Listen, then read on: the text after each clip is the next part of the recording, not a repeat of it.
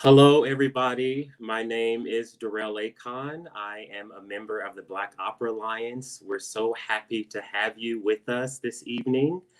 I'm joined by an illustrious panel of equity, diversity, and inclusion specialists. And one thing I told the panelists before we began is that I won't even bother reading all of your bios because it would take way too long. There's so much experience represented on this panel. And so I think the best thing to do is to just bring everybody right into the room and have them give a quick introduction of themselves. And then we'll get started on tonight's roundtable around the recent open letter to opera companies and to our communities for racial equity and systemic change in our art form. I'm very excited for this conversation. I think it's so needed in our industry, and we're having it now. So first up, let's bring in Domenica Meyers. Oh, is this where I introduce myself? Yes, please. Well, hello, my name is Domenica Meyers. My pronouns are she, her. I'm Associate Director of Administration for Seattle Opera, and I'm the equity team lead for Seattle Opera and kind of the leader in terms of our racial equity and social impact initiatives and our kind of recently announced racial equity and social impact plan. Great, thank you, Dominica. Next up, we'll bring in Quodesia Johnson. Hello, everyone. Honored to be here. My name is Quodesia Johnson.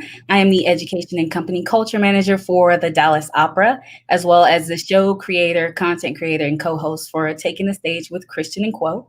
Much of my work focuses on creating a foundation that allows for sustainable, equitable practices and connection through healing. So I'm honored to be here. Thank you.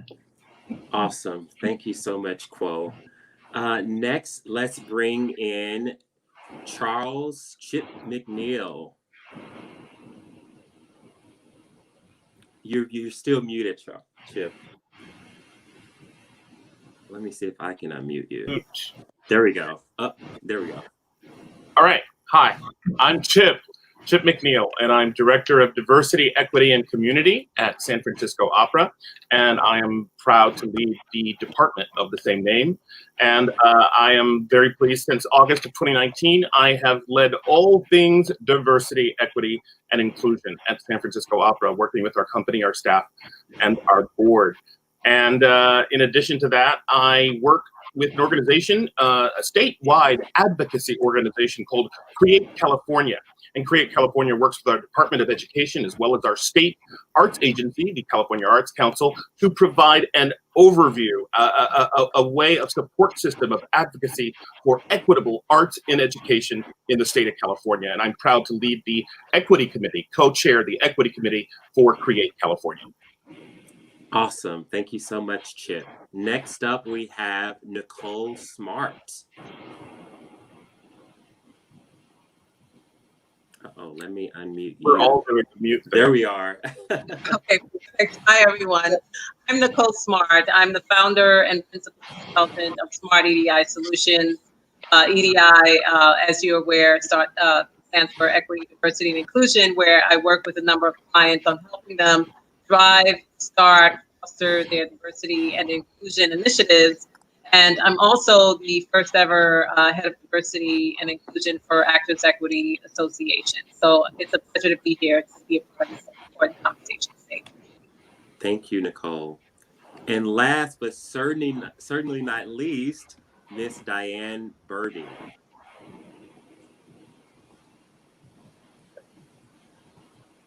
There you are. You're unmuted now. Okay, thank you. Good evening, everybody. I'm Diane Burke.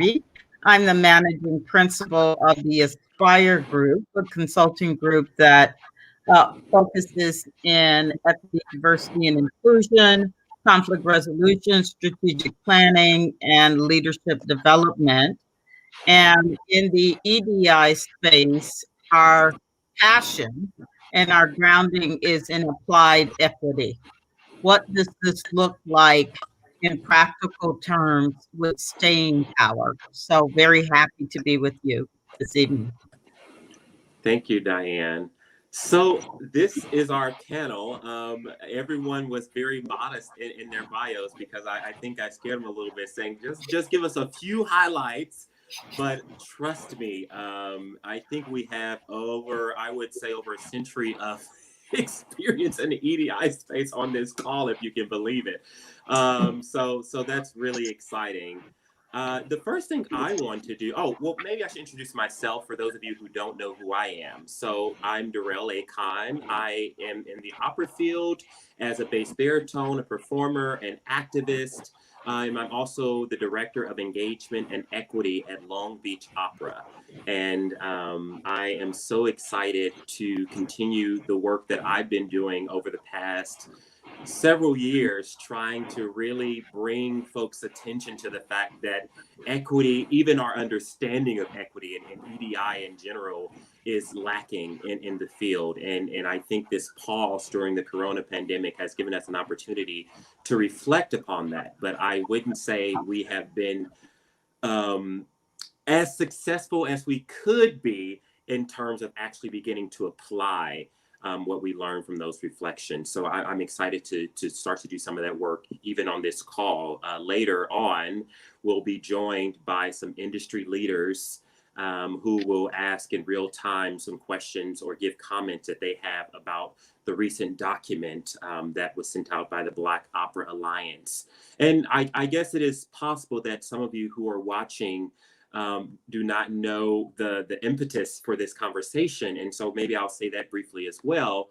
The Black Opera Alliance is a community of over 700 Black opera artists and administrators who got together at the beginning of the pandemic. And we came together first as a community to heal, to discuss the problematic things that were happening, to commune around what we could do to better our position in the industry and to achieve better equity and access in the industry. And it has since become something so much grander, a body of folks who are just really trying to push forward an agenda of equity and not being shy about it.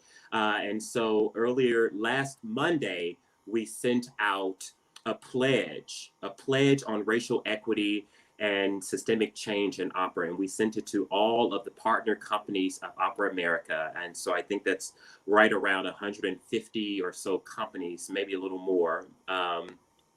And we sent it to all the general directors, executive directors, artistic directors. And we said, these are the points of equity that we think need the most attention. And here's the pledge. Here are the solutions that we would like you to commit to in these regards. And we've gotten some really inspiring and encouraging responses so far. And we're excited to get some more and most excited to get some signatories on the document. I know a lot of folks are being, very thoughtful about the document and are waiting for this conversation to hear questions that may have arisen in the interim. So here we go. So the first thing I thought would be helpful for us to do actually is to just give some general definitions. As I said earlier, it's something, EDI is a space that I think a lot of folks feel like they have a firm understanding around what it entails, but in fact, it's a bit blurred. And so I think an excellent point to begin with us is to just start with those definitions. And so why don't I start with diversity? So diversity is the representation of all our varied identities and differences in race, ethnicity, gender, disability, sexual orientation, gender identity, socioeconomic class, communication style, etc. This one I think we get. so that's awesome. I mean, this is what diversity is. I am someone who happens not to focus a ton on diversity because I think it's such a straightforward concept, and for me, diversity in and of itself does not achieve much. Having a lot of people in the room, that's great. But if those people, if there's systemic barriers to those people actually feeling like they're valued in the room, or there's systemic issues that are making those people feel like they don't matter, then the diversity actually can be more harmful than it is helpful. So, you know, I just want to throw that out there before we even begin. Maybe before I move on, are there any panelists who have anything else to say around diversity? Yeah, absolutely. To your point, you know, I think it's really important when it comes to recognizing our own identity and having that self-awareness and being able to articulate what that means. For example, you know, when white men and women refer to myself, I'll use I statements so I can share these stories as we go through this. If someone says to me, hey, when I see you, I don't see color. You know, you're an amazing person. And these are things that, you know, with everyone in this space, as far as the panelists are familiar with, as a form of a microaggression, because it totally disregards who I am as an individual. I am an American citizen, but I'm not from this country, and I identify as Caribbean Black. However, that doesn't take away from the historical context of race within this country. So some self-awareness needs to be added to that definition of diversity, which is pretty cut and dry, but I think it's important to really embrace that for what it is, and really understanding how we engage with each other by really embracing the intersectionality of diversity.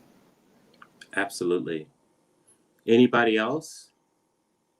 I'll just say that I'm not sure I fully agree with you, Derrell, on the fact that diversity is given, it's easy, it's easily achieved, it doesn't matter much. Oh, I didn't say it was easily achieved. Oh, okay, because I do think I think it matters a lot, and I think that we know that what happens after you get the room to be more diverse, unless you have an atmosphere that is respectful and embracing and not demeaning and oppressive, it won't matter. But I do think what the most of the time, we stop at the first word, race. They just think we're talking about Black people and white people.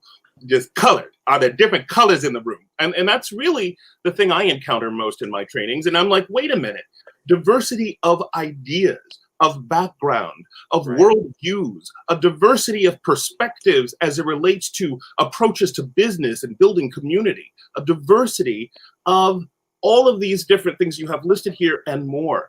And I think we don't really understand that. And I think it's not being addressed and embraced in all of its sort of grandeur in order to really think about diversity from a multi-level perspective. I think others might agree with that. Absolutely. I agree with you. Okay.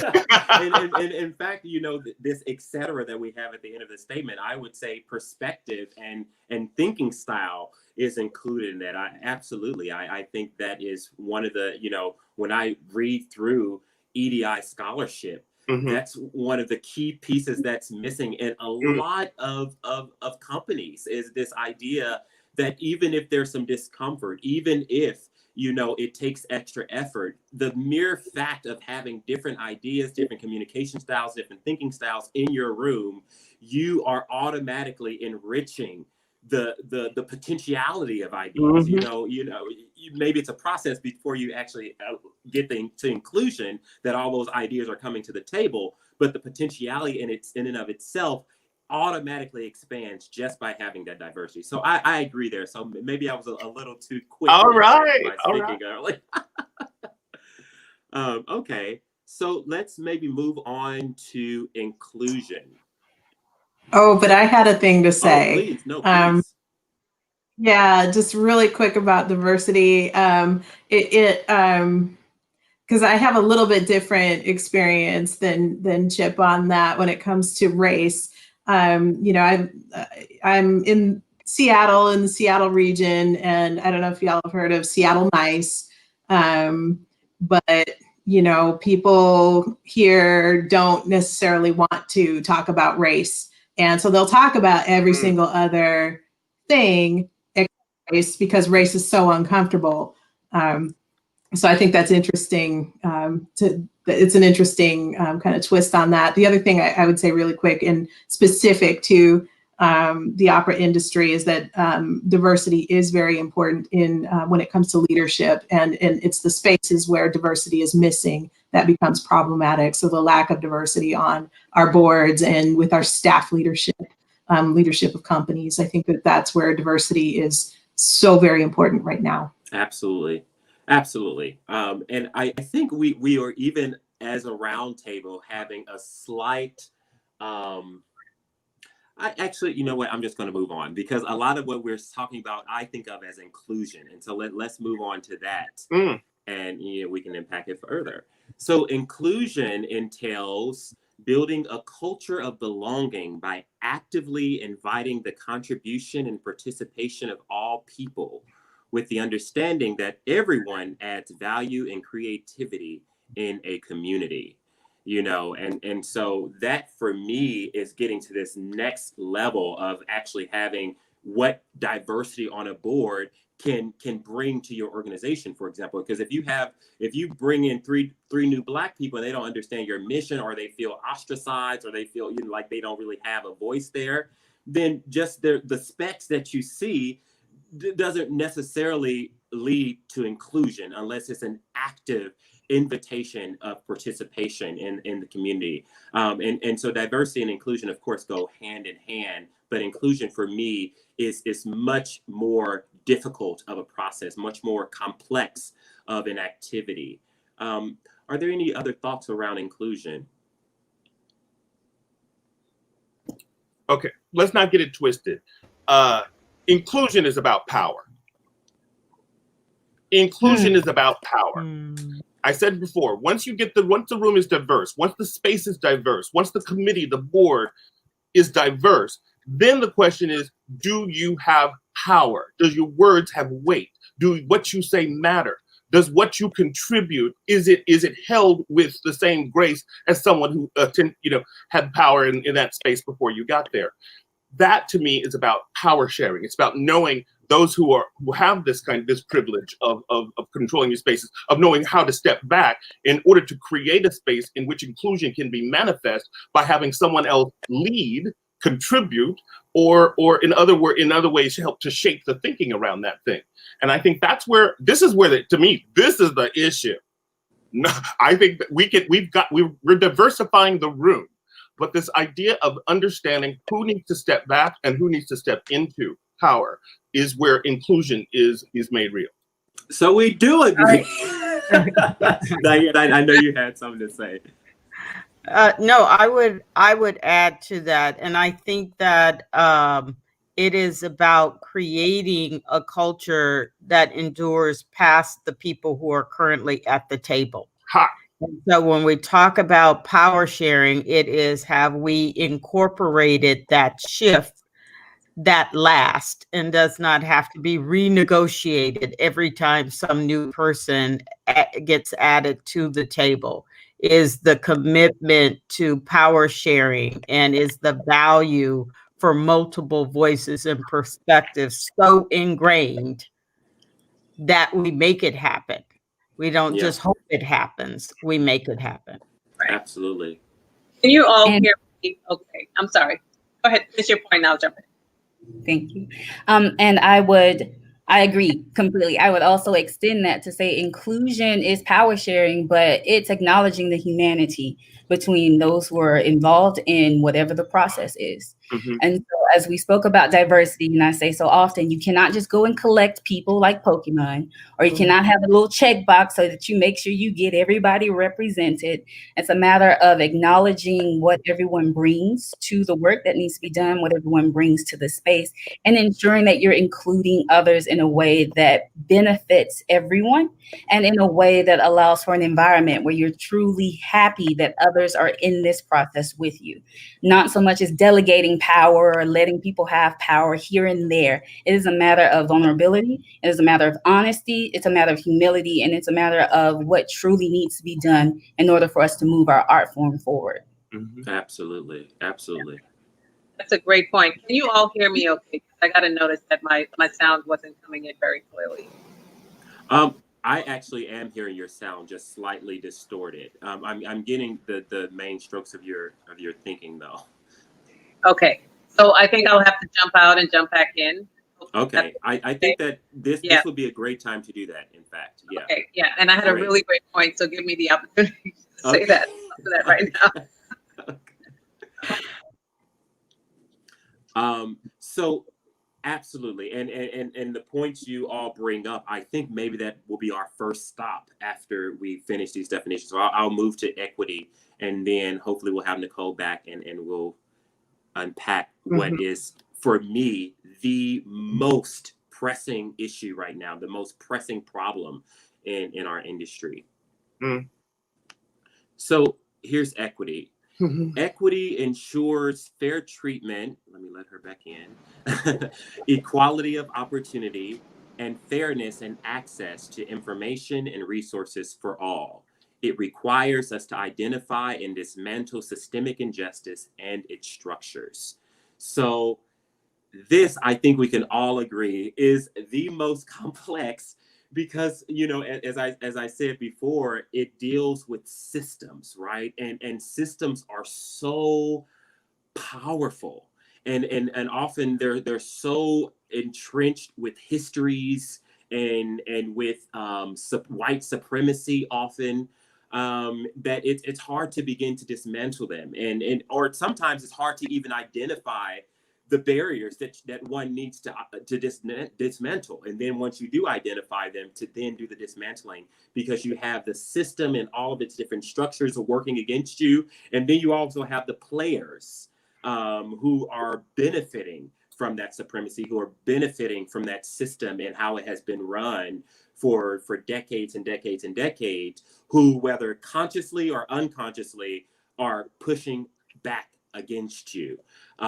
So this one is it's complex, and that's why a lot of us, I believe, always, you know, sometimes you hear EDI or you just hear equity, because equity, you know, if I had to choose one, I'm going to want to dive into your systems and see what I can discern in terms of what's stopping folks from feeling welcomed in your space, what's stopping folks from feeling like they can ascend into power positions, and what's stopping folks from feeling like their voice matters in whatever environment that you've created through these structures.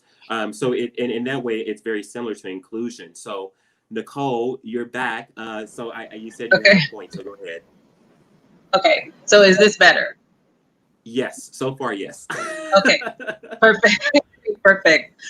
So I will say, to go back to the inclusion where, you know, one of the things I've learned with inclusion is the invisible thread that binds it all together when it comes to diversity, equity, and inclusion.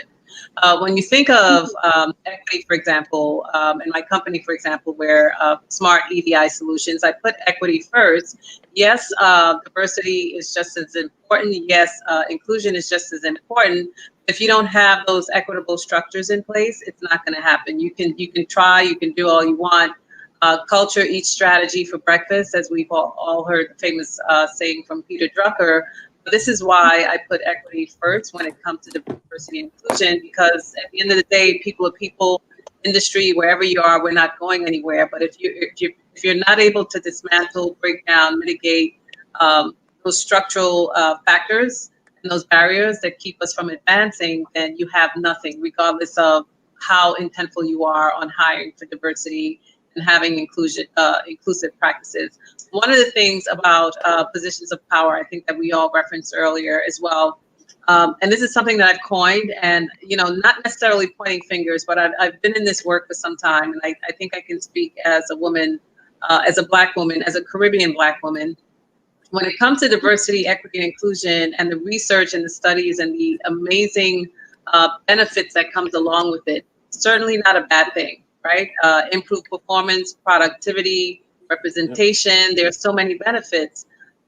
I don't know if you all agree to this, but I think what's happening is that power that we talked about. When you're advancing DEI in the workplace, you're giving up a sense of power.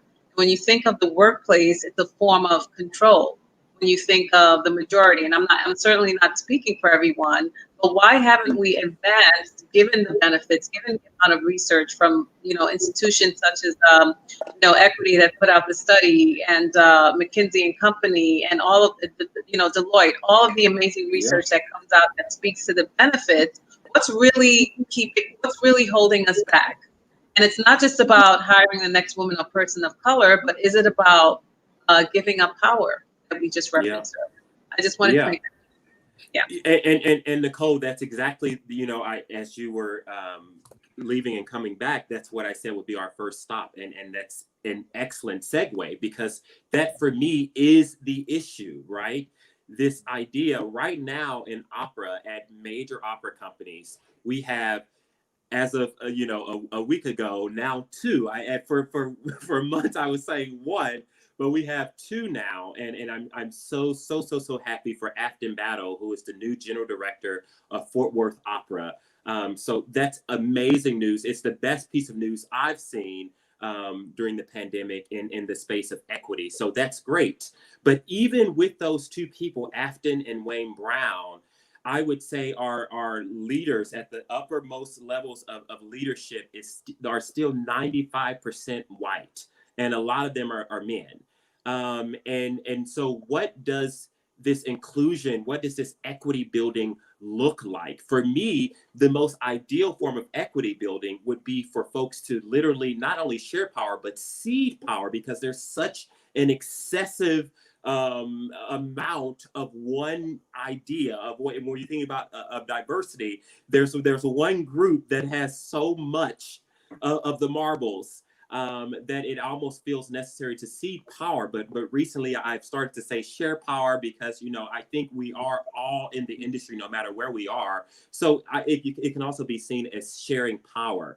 But even with that terminology, it's hard for people. They don't understand. We have some ideas around distributed leadership, which is an excellent idea. But even beyond that, what are some of your ideas around what it's going to take to see truly equitable power sharing and truly equitable inclusion building? So I'm going to jump in early, because I'm sure you will add profound appendages to this. But I think fundamentally, when we look at the current situation, the biggest challenge is that those who have great influence to shift and change do not see that they are owners of the historic systemic issues that exist. And in part, that's true. You didn't create it, but it won't self-correct overnight. And so this disconnect that says, well, if there are barriers and biases, I am not the conduit of that. I am not the architect of that. And that's where the conversation stops for many people. But yes, I would argue in society, we inherit many things that we are not the architect of, and that does not exonerate us from the responsibility to take action. And that is what leaders are called upon to do. That whether it was baked in the cake before we came along or not, the courage to see it for what it is and take it on in partnership is less of a power battle. It is more of an accountability battle. It is right, and a justice battle. You are in the seat. You're in the seat now. And we are all in the seat. I'm in the seat to push for change. You're in the seat with the lever of change. And so we don't have to be at odds, but denial and avoidance of responsibility and opportunity stalls everything. So with that, I'm going to turn it over for greater brilliance. Well, I don't know if greater brilliance is the right phrase, because that's what it is, right? And accountability, and it's also justice. That's why I love the way you speak about equity and inclusion, because it's a matter of not only power sharing and what that looks like, but sharing of the load of who's seeking justice, who is doing this work.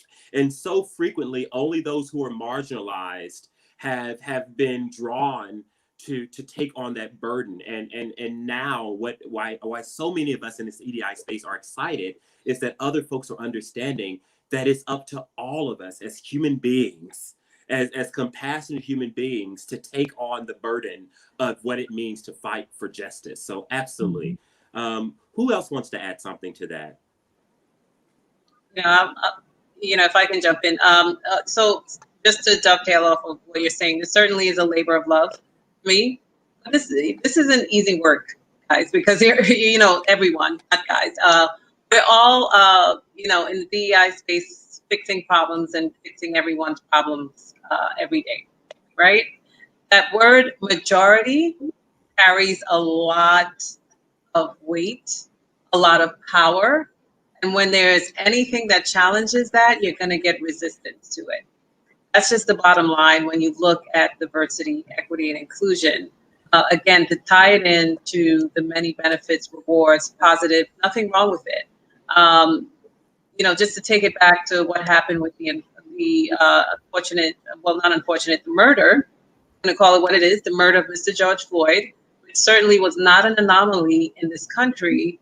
And to actually hear as recent as a couple of days ago, someone say George Floyd was murdered. He wasn't murdered. He didn't comply. It's shifting mindsets and really trying to get people to really see where we are collectively, despite what you're seeing, the 8 minutes and 46 seconds of what happened that I wish I could unsee. But in the line of the work that I do, I had to watch this. And, we're up for some really big challenges. I'm hopeful. I believe that there will be some sustainability when it comes to strategic objectives and what you're doing with the pledge and everything else. But with any type of change comes resistance. And we're up against something that's really major when it comes to control, power, influence in this country. We see it in what's happening on Pennsylvania Avenue as well, when it comes to really having a sense of control moving forward. And that's essentially what it is. I honestly don't think it's just about, it is a part of, it is a part about doing the grunt work, the grind. It takes a little bit more effort, especially when you're trying to implement any kind of diversity recruitment strategy. But the undertone, and I believe the root of why we haven't advanced in this space as professionals who are trying to do the work, is that word control and giving up a sense of the majority and the privilege that comes along with that plays a very major part in all of this work when you think about it. Absolutely. Absolutely. I would love for us to jump into the document. And before we do that, though, I just want to let those who are viewing know that we would love to take your questions.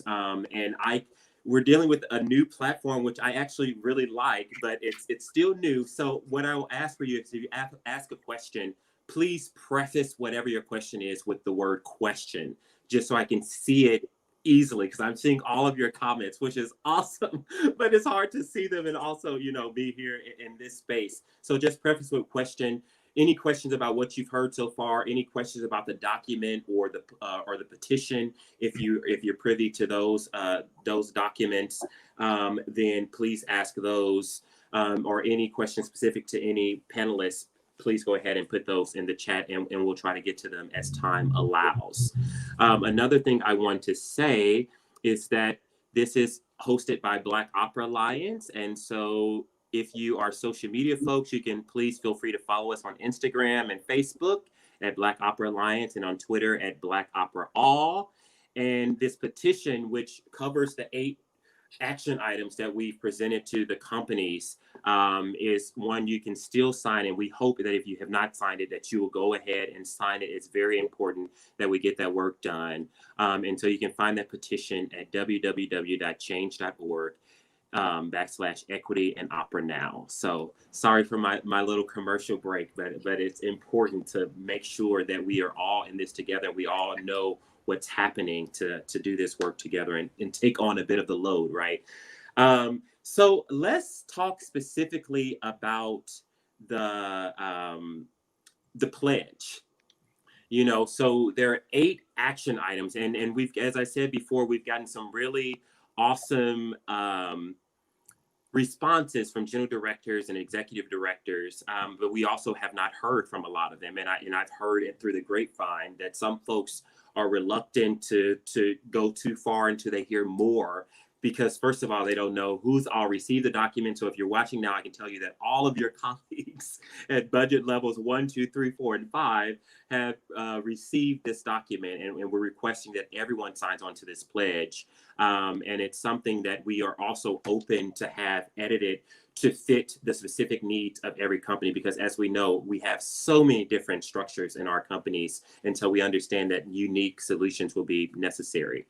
So I'm just going to go through and name the bolded points and see if you all have any immediate responses based on having previewed this document beforehand. And if anyone wants to see the full document, you can please go to our website. Our website is www.blackoperaalliance.org, and you'll be able to find it there. So the first action item is to hire Black artists who reflect at minimum the racial demographics of our most diverse communities, both for outreach and main stage projects. The second point is to require that administrative staff, orchestra members, and independent contractors reflect at minimum the racial demographics of our most diverse communities. Third point, program and prioritize works by Black composers on the main stage, especially those that feature storytelling true to the complexity and broad experience of Black culture. 4, hire more Black creatives and production personnel at every level of the organization. 5, require that visual artists undergo training in successfully preparing a Black artist for the stage. 6, review the organization's hiring practices and administrative policies for inherent racism and/or implicit bias. 7, review the board's recruitment, culture, and decision-making methodologies for inherent racism and/or implicit bias. And finally, 8, include within the company's official code of conduct a commitment to anti-racism and anti-oppression. And I just want to read the last several paragraphs, and Black Opera Alliance colleague, you don't have to bring it up, I'll just read it out loud. The last 2 paragraphs of the pledge before the signature line, it says, I hold myself and any organization or professional space with which I am affiliated accountable for upholding the aforementioned principles. I will execute these action items to the best of my ability and within as timely a manner as possible in order to intentionally effect anti-racism in the opera field. I acknowledge that certain items are ongoing commitments and that others are to be completed within 6 months, namely the latter 4, of signing this pledge or by April 1st, 2021 at the latest. Additionally, I will comply with one or several accountability commissions, which will work in conjunction with Opera America, Opera Europa, and Opera CA, Opera Canada, to review the inclusionary progress of companies and hiring entities. This ensures that the aforestated practices are upheld according to written and publicly shared policies and timelines, providing quantifiable and sustained systemic change. So, what are your thoughts as EDI specialists? And don't critique don't critique the document in the language, but what are your thoughts around how viable these action items are for our companies? I'm especially interested in hearing the perspective from our industry folks, Domenica, Quo, Chip, and also folks who are not in the opera industry, but who have a ton of experience in the EDI space, namely Nicole and Diane.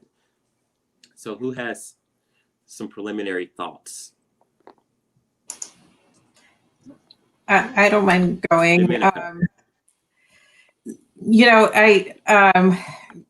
initial thoughts are that none of these are earth-shattering demands. They're certainly very doable. And honestly, when these came out, I brought them to the leadership team that I work with, and we actually went through each of, just went down the list during, a director's meeting and just read them out and kind of lined it up against our own racial equity and social impact plan to see which of our initiatives already covers this list. And it's pretty much all there, except we didn't have have a specific code of conduct. So we kind of went, oh, well, we'll make a specific code of conduct, and then we'll have, be able to have covered all of it. So I think for companies that have been doing the work, and I don't pretend to know the whole industry to be able to say that, but I can say for the company that I work in, we've had an equity team in place since 2015. We have a city and a region that very much supports racial equity efforts and racial justice efforts, and so we get the push from the people in our region to be a more equitable and anti-racist company. We already have those pressures. Not every opera company is going to live in a region where that is the case. Mm-hmm. And so, really, I thought about, going back to the question about, or the discussion about diverse general directors, or the diversity of general directors, how many Black general directors we have in the country, which is not very many, obviously. But it made me think about agents of change, and and honestly, for us, funders can be an agent of change. If you have your funders that are, changing their priorities in terms of what they will fund, or wanting to add in more racial equity into their funding, that's something that will get your leadership's attention right away. And also the other piece to this, though, is the boards. The folks who are already empowered, they've already mastered the system, and they don't necessarily see the need to change. So all this to say, this is all really doable stuff. Yeah, absolutely. Mm-hmm. Anybody else have any preliminary thoughts? And we already have one of the industry leaders in the waiting room.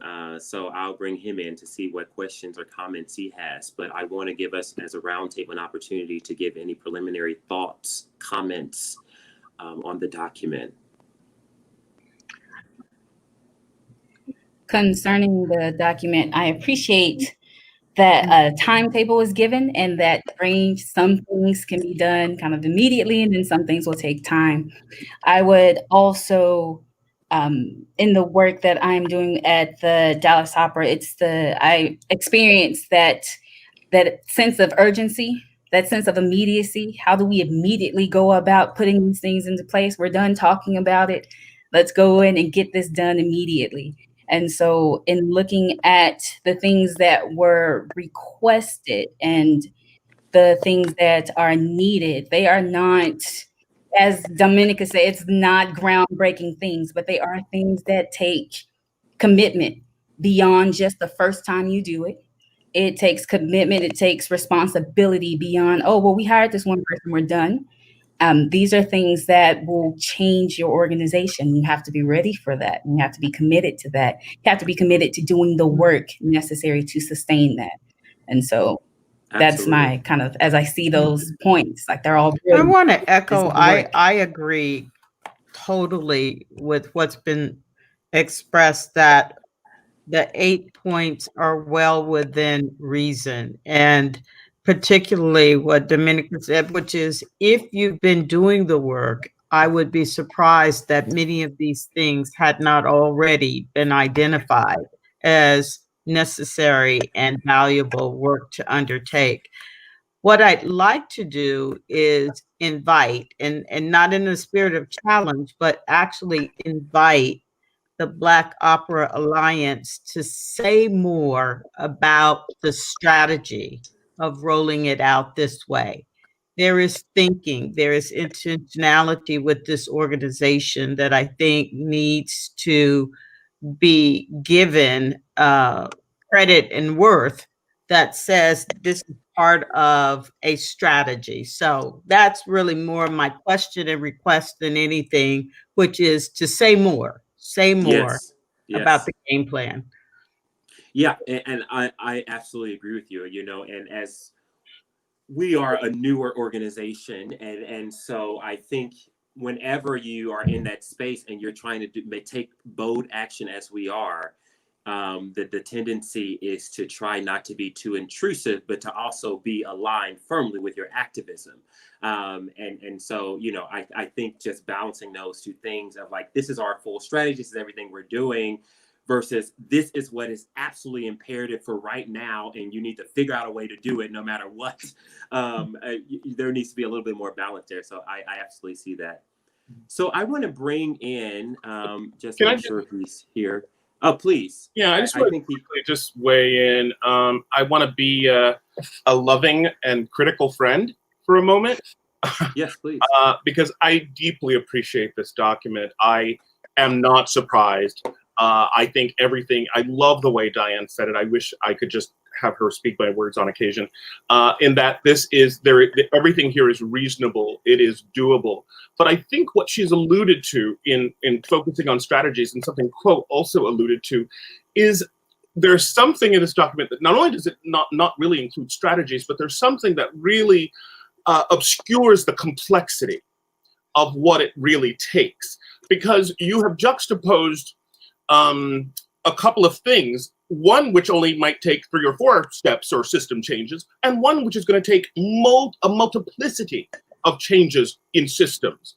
And so when you have number one, anybody who is in this industry knows that is 1,000 different ways of making decisions that will make that so, that will create more opportunity for Black artists on the stage. So I just think the complexity, the difficulty, the amount of transformative sort of rethinking that is necessary is obscured in the beautiful language and simplicity in the way you've laid it out. And so for that reason, I'm also nervous about this 6 months, because my problem right now is kind of what Poe said. It's all my beautiful, well-meaning white board members and staff members want me to want to create a goal and a KPI yesterday. Right. I won't let them do it, and I won't let them do it. And they're like, well, Chip, we got to do it. And they're like, why? I said, because you have no common language. We have no community. We don't know who's in the room. You don't know what you value. You don't know what you don't know what your priorities are. You don't know what the entire staff cares about yet. You want to make a goal because it makes you feel good, because it's satisfying. And it's very consistent with very white, very Western business practices that promote the kind of structures we're trying to undo. And so, in the words of Audre Lorde, and I do apologize for misparaphrasing, the master's tools will not dismantle the master's house. You can't use the same procedures and processes you do to create the rules that create white supremacy to dismantle it. So as I'm coming to you with a different frame, you must let go of the power and of everything you think is the way to get to the end, which is not to create the goals right this second, right now, but instead to take enough time to figure out what we care about, so that we can together create something that is collaborative in an atmosphere of shared power. Shared power, they don't even know. They think it happened because I said it was shared power. They don't even know what that means in action. And what Quodesia said was that inclusion is about intrapersonal and interpersonal transformation, a renegotiation of who you are and who you think you want to be. Let me stop right now. Yeah, I'm going to make 2 quick responses to that. Then we should really let in Tim into the discussion.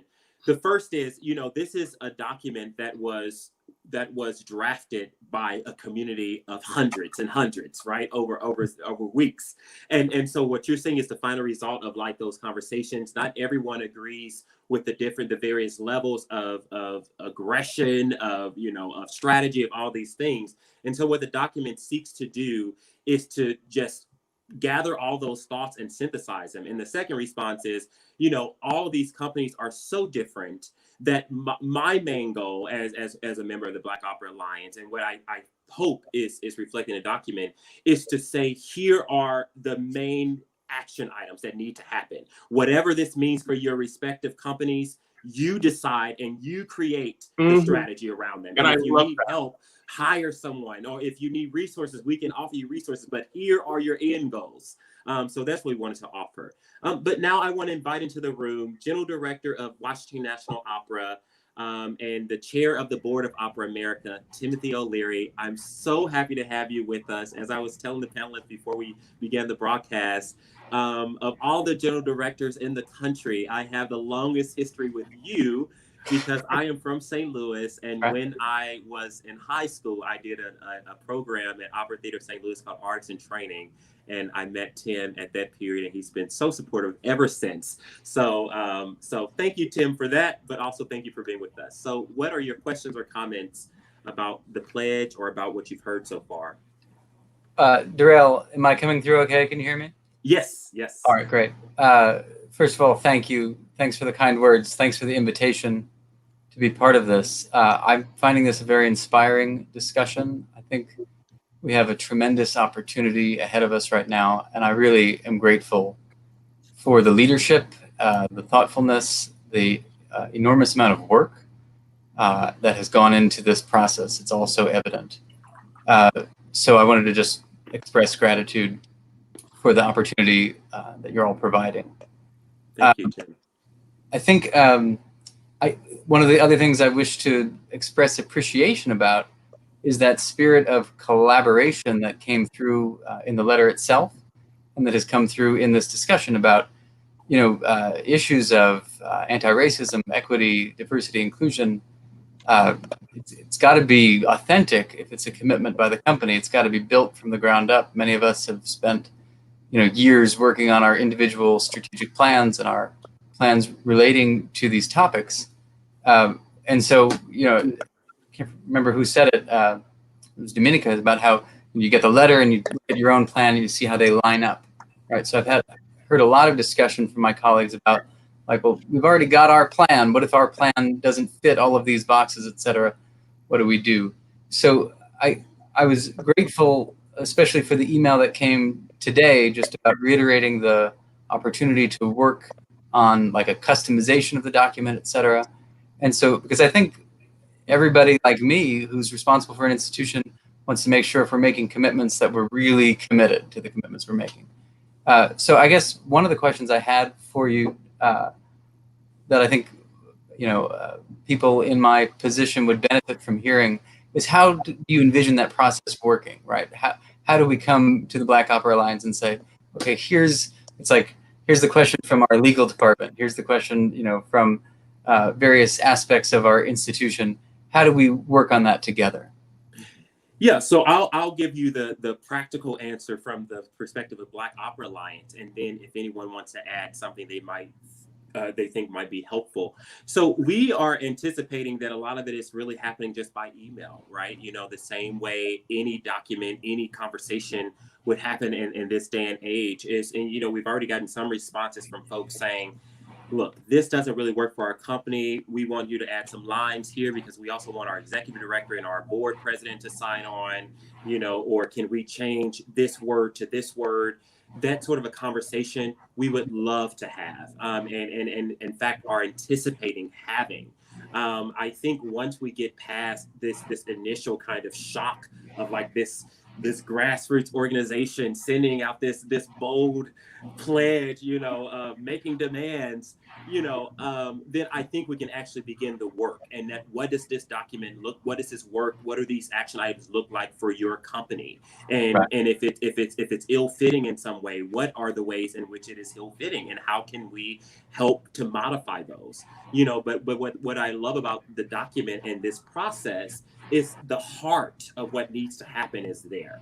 And I think through that conversation, if it is done in earnest and with respect, then that heart will never be lost, right? Even as we change and modify timelines, language, whatever it may be, as long as the heart of response to those different concerns are there, then, then I think we achieve a lot.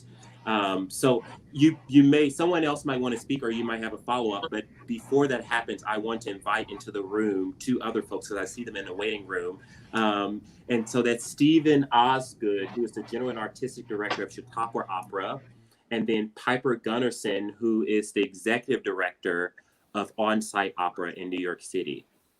So thank you all for joining us, but we're going to finish up with Tim's question and comment first, and then we'll come to you all. So did anyone else have a response to Tim's point? Yeah, I just wanted to point out, hopefully I'm unmuted. Yes, I am.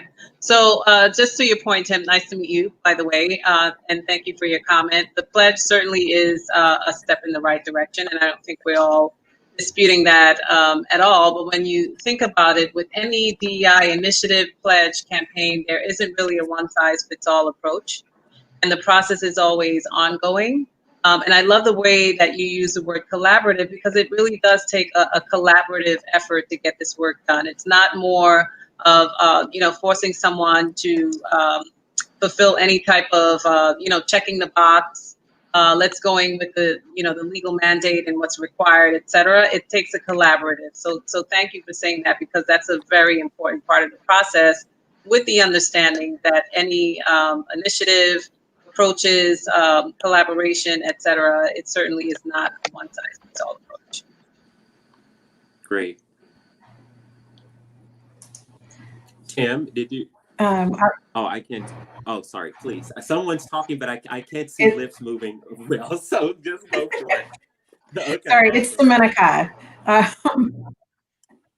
I guess I just wanted to add to what I was saying about Seattle Opera's RESI plan. We call it RESI, Racial Equity and Social Impact. I just wanted to add that it's actually taken a couple of years to get through the assessment process, and the way that I approached it was kind of typical of a strategic planning process. So with some quantitative data, through survey work, through some qualitative data, through SWOT analyses, and getting input, qualitative input from lots of different stakeholders, and coming up with recommendations, working with the senior leadership team to come up with our goals. Yes, Chip, our goals.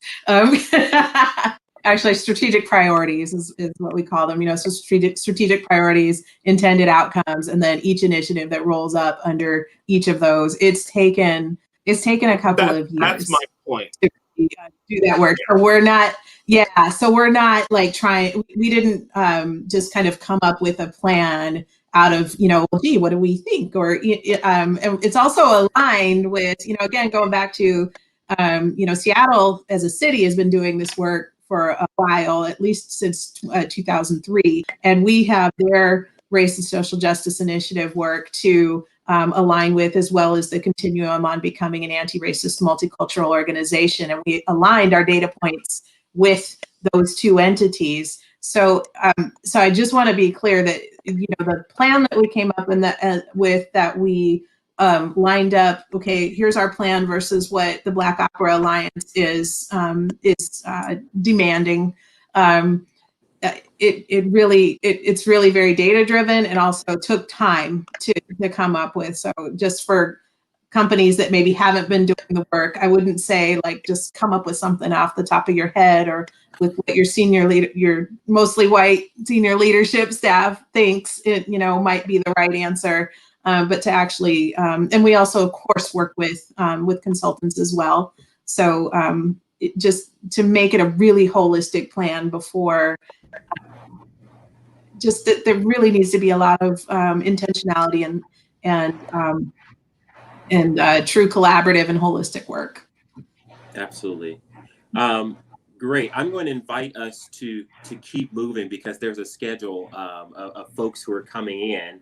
But I think that the main thing, and Tim's question is one that I know a lot of people have, so I'm happy that's one of the first questions we had.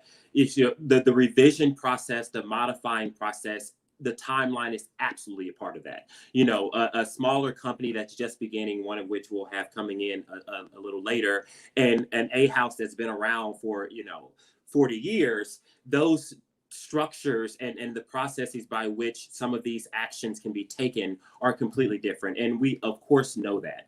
I would take the document as the ideal of a response in the EDI space, and whatever limitations your company is facing, just have those be represented in however you modify the document, and let's have that conversation between the company and BOA and see if we cannot land on something that is amenable to all parties. Thank you so much, Tam. So great to see you, and I look forward to being in touch further. Awesome. So, Mr. Osgood, what question or comment do you have? Thank you. I'm really incredibly pleased and honored to be here and humbled by this conversation and this panel.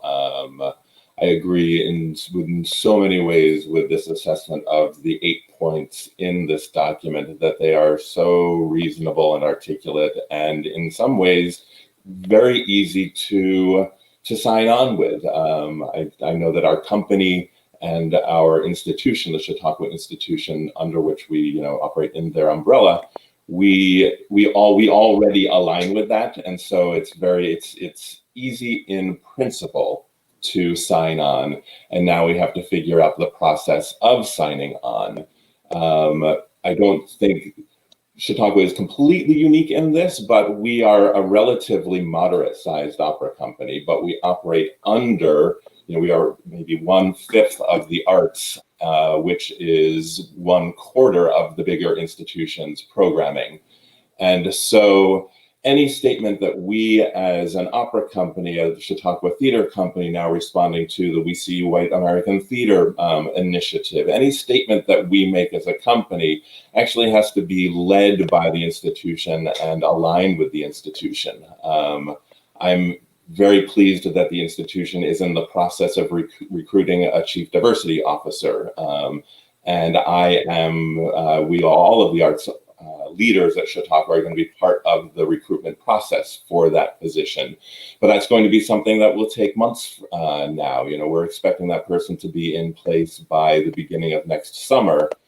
But for our opera company, for any of our subsidiary arts organizations to make a statement out in advance of the institution actually ends up hindering the institution's ability to coordinate this massive effort that everybody acknowledges is going to take several years. So I would be interested in perspective and advice from Black Opera Alliance, but also from the panelists about how one does align with such an important and urgent movement as this is, and yet still and align with the big administrative needs of the institution without it really sounding like or being a, yeah, we'll get there.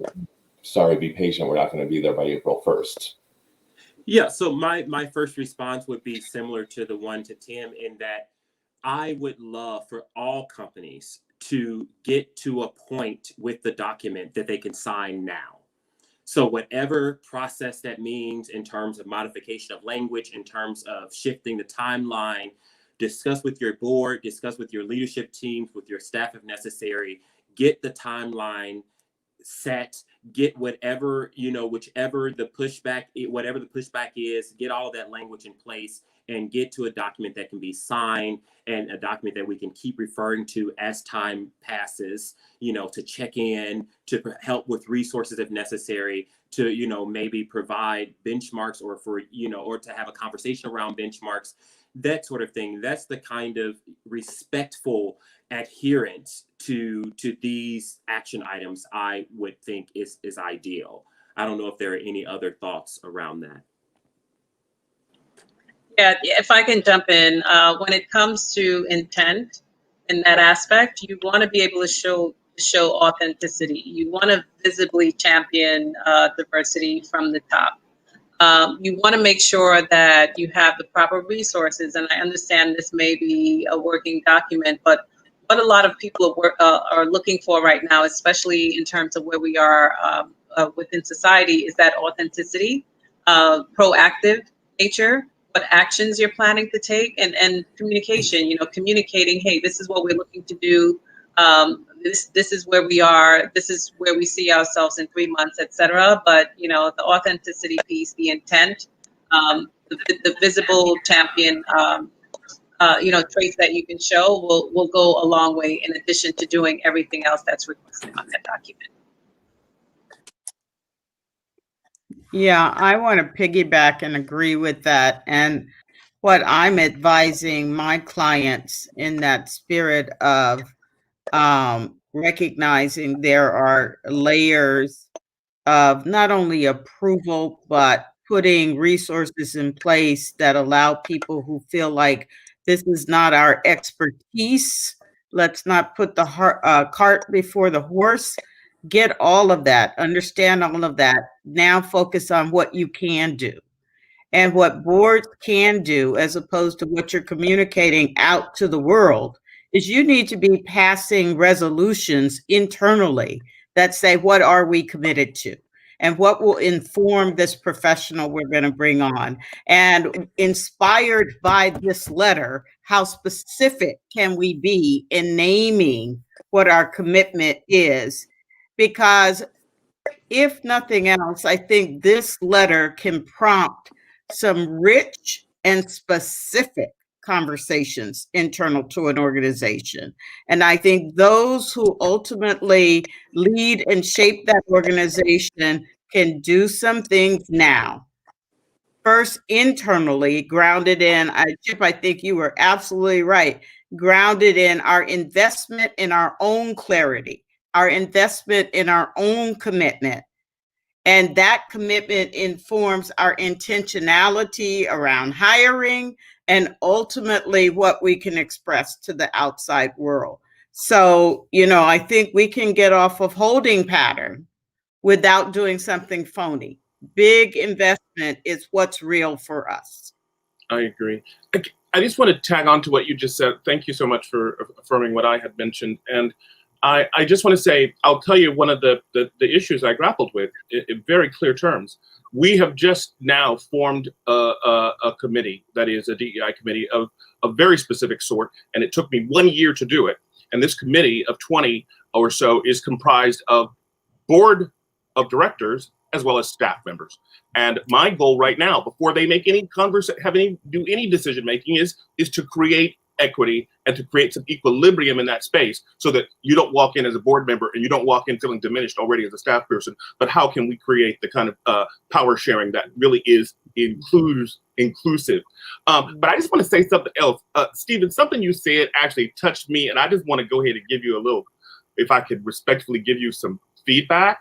I had an ouch, and I know that it wasn't something you intended, and it wasn't even directed at me.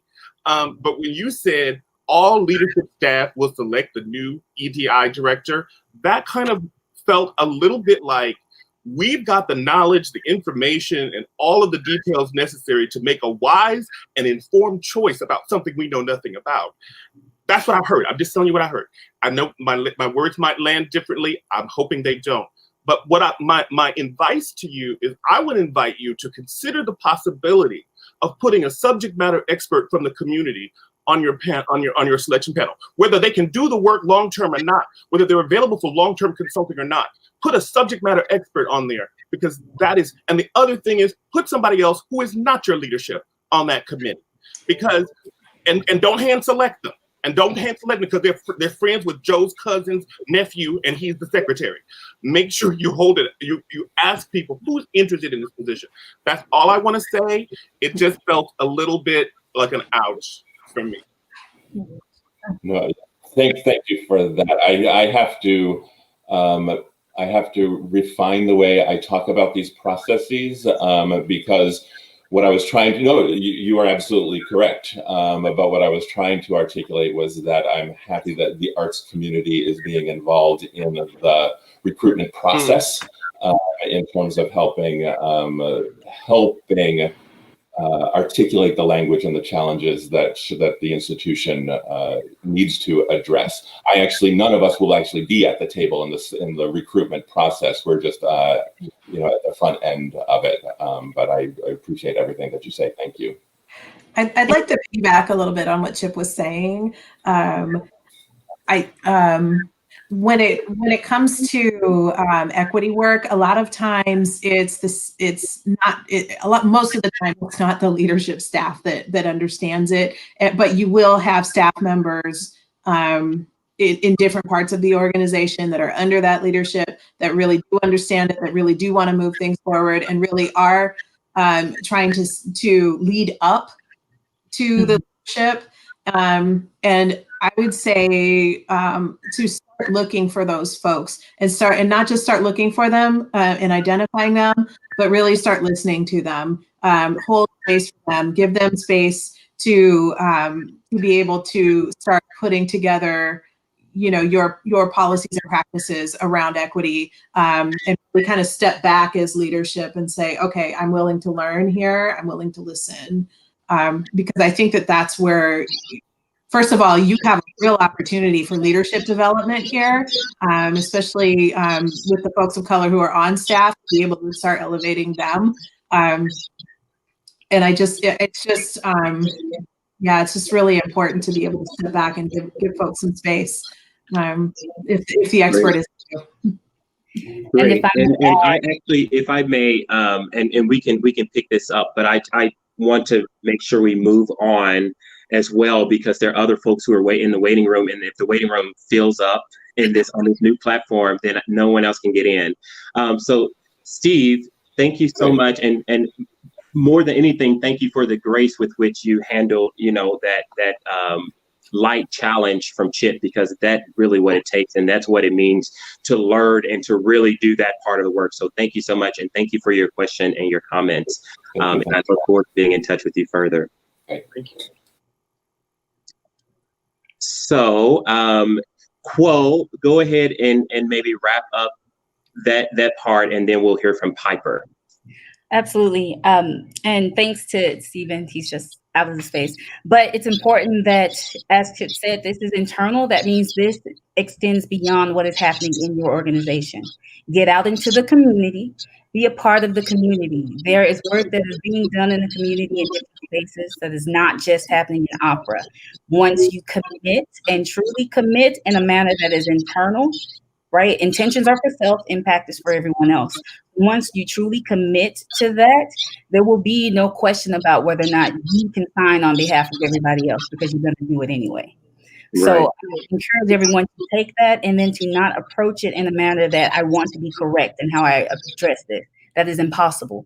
There will be mistakes. It's a matter of community. It's a matter of coming together. It's a matter of learning together. It's a matter of moving together. So do not allow the idea of perfection to prevent you from actually doing the work that is necessary. And then don't wait too late. Make it a priority. Just because the work is difficult doesn't mean you push it off to the side and say, we're working on it. Do the work and then do it with unity. Thank you, Quo. And I just want to let people know that I'm dealing with some connection issues, I think, here. So if in the case that I leave the chat, Nicole, I will ask that you please take over as moderator if you don't mind. But hopefully that won't happen. So before we hear from Piper, there's a question in the chat, because the chat people are asking questions, and here's a quick one we can answer. So this is from Jesse. Will the signatories be publicly available at some point? The answer is yes. So thank you for that question, Jesse. So Piper, go ahead. Piper is the executive director of On-Site Opera and also a friend of mine and someone I respect so much in this space. So please go ahead, Piper. Hi, everybody. Thank you so much for having me. I'm very honored that Derrell asked me to be part of this. Quick question. I'm hearing feedback. Is my sound okay for you? Okay, great.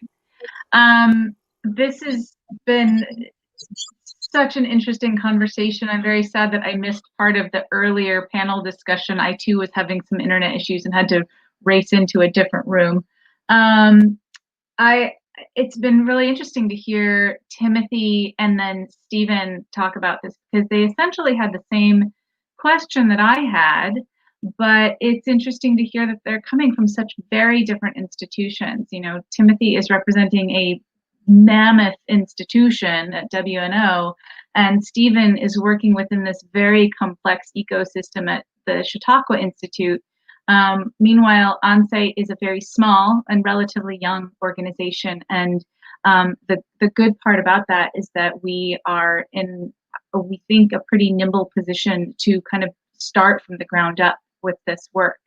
And yet we had such a similar question of what is our sort of responsibility to thinking through this pledge really carefully and how it aligns with everything we're doing, because we are in process with creating all sorts of other things. We are working with an equity consultant right now for the next few months to help us define our values and our vision and how to articulate that internally and externally, how to translate that into policies. Meanwhile, as independent staff members, we have each started to be involved in other processes, both within the opera industry and in wider communities that are related to this. And it's all sort of coalescing and informing our thought process behind this. And so when we received this, our first thought was, oh, we're still trying to figure this out. Are we ready to sign something yet? And so it's really interesting to hear how you have all responded to essentially the same question to organizations that are in a very different state. So I guess it almost sounds like my main question has been answered in that sense. But if you had anything you wanted to add to that, I would really be interested to hear that. The one immediate response I would give, Piper, as someone who knows some of the work that you all are doing at OnSite Opera, is that the document, this pledge, keep in mind, is the result of a lot of compromise. And as Dominica so beautifully said earlier, in the space of EDI, these are not mind-shatteringly difficult concepts to commit to, right? I mean, these are the basics, right? And I think in many ways, especially when it comes to like active equity, you are already kind of in that thinking, because I know you personally. You know, this is someone, for example, who said that I'm not bringing any more white people onto my board until I have folks of color, you know, like, so that's the kind of active equity work that needs to happen. But what I would say is that if you feel like there are spaces in which you can go further, even further than document, I would love to get some edits from you all that go even further, you know, and I think that is great as well. But I'm also sure that there may be some elements that feel like you cannot adapt right away. And so maybe identifying what those are, as I said to Steve, getting the document to a place where you can sign on right now is the goal, right? And so whatever that looks like for you all, I think is ideal. And that's really helpful to hear about the idea of getting it to where it's the right thing for us to commit to right now. Because you're right. I mean, honestly, when my colleague Eric, who's our general and artistic director, shared this with me, he was like, we're already doing a lot of this. This is really important for us to commit to this and show our alliance to this. And so we started a pretty big discussion about it. And one of my thoughts was, I'm not sure it goes far enough. Good. So, I mean, certainly there are aspects of it where I thought, gosh, I told you earlier today when we spoke, Derrell, that in looking ahead at the projects we have lined up over the next year, I quickly compared the demographics. As far as I know them, we haven't actually collected that data in any official capacity, but I compared the demographics of what I know to be our artists over the next year to New York City demographics, and it exceeds what is required in item 1 on here of representing that at a minimum, of course, by quite a lot. But then when I thought about, well, gosh, I really don't think that within the next 6 months I could also achieve that with staff and board representation. That's going to take longer. And so it's really helpful to hear from you that this is a conversation. This is about moving forward and about pushing forward. So that was helpful to hear. I just remembered I did have a question about on item 2. Require that administrative staff, orchestra members, and independent contractors reflect at minimum the racial demographics of our most diverse communities. Can you explain a little bit about what you mean by our most diverse communities? How would we define that as an organization? But I mean, it's already hard enough to define what is our community to begin with. So what do you mean by this? So, this is a question that we anticipated coming up, and I feel like I'm responding to everyone's thing. So if anyone else feels like they have a response to that, please go ahead. Otherwise, I'll try to answer from the perspective of BOA. And Piper, also, I'm so sorry to do this, but if you don't mind, I think as we answer this, we'll continue with your conversation, but we also are going to let some other people in the room because the waiting room is filling up. But Dominica, go ahead. Well, I can't speak to what BOA's intention was, but I know with Seattle Opera's Resi plan, one phrase that we use quite often is reflecting the diversity of the Puget Sound region. Puget Sound region is where we are, and so basically what you've done with going and taking a look at New York City's demographics, which I think is where you are, then I think that's what makes sense. What do you think, Derrell? Is that kind of what you meant? Yeah, that's exactly right. And I think when we say our most diverse community, it's getting at the fact that we're dealing with so many different companies. Some are literally in communities that are almost exclusively white. And so we can't say the demographics of your community, because then it may by default exclude Black people. And so what we're trying to get at, and this is also is a part of that other part of the discussion, that it's a conversation. And so if that's something that you feel needs to be further specified, then that's, let's write that into the document. But we're thinking about, especially in terms of administrative staff and that sort of thing, if you have diversity around you that you can access, if you can access talent, staff that is diverse and it's around you, then we are asking you to pledge to access that talent. If you are a company that exists, say in a small town in New Jersey, and you're so close to New York City, then I might defer to the diversity of New York City as your kind of standard in terms of determining what those demographics are. But again, I mean, I will absolutely concede that language is a bit vague, and I think it's meant to be flexible depending on how a company interprets it and how a company executes it, as long as everyone's on the same page. And I'm very much anticipating that being a part of the conversation. We can keep with this, but Piper, thank you so much. I know we'll be in touch, so I don't even have to say that part, but your comments are, of course, going to be helpful for everyone, and thank you for the work you're already doing. Thank you all so much. All right, so there may be other reflections around her comments, but I want to let two other folks into the room. And the first is Louisa Proske from Heartbeat Opera. She's co-artistic director and also a good friend of mine, along with her colleague and partner in crime, Ethan Hurd. And secondly, Marcus Shields, who is the executive director of Catapult Opera, and this is a newer opera company. So thank you both for being here with us. And Marcus and I went to school together, by the way, and it's so awesome to now explore a new part of our relationship. So first on my schedule is Louisa, so we'll hear from you first.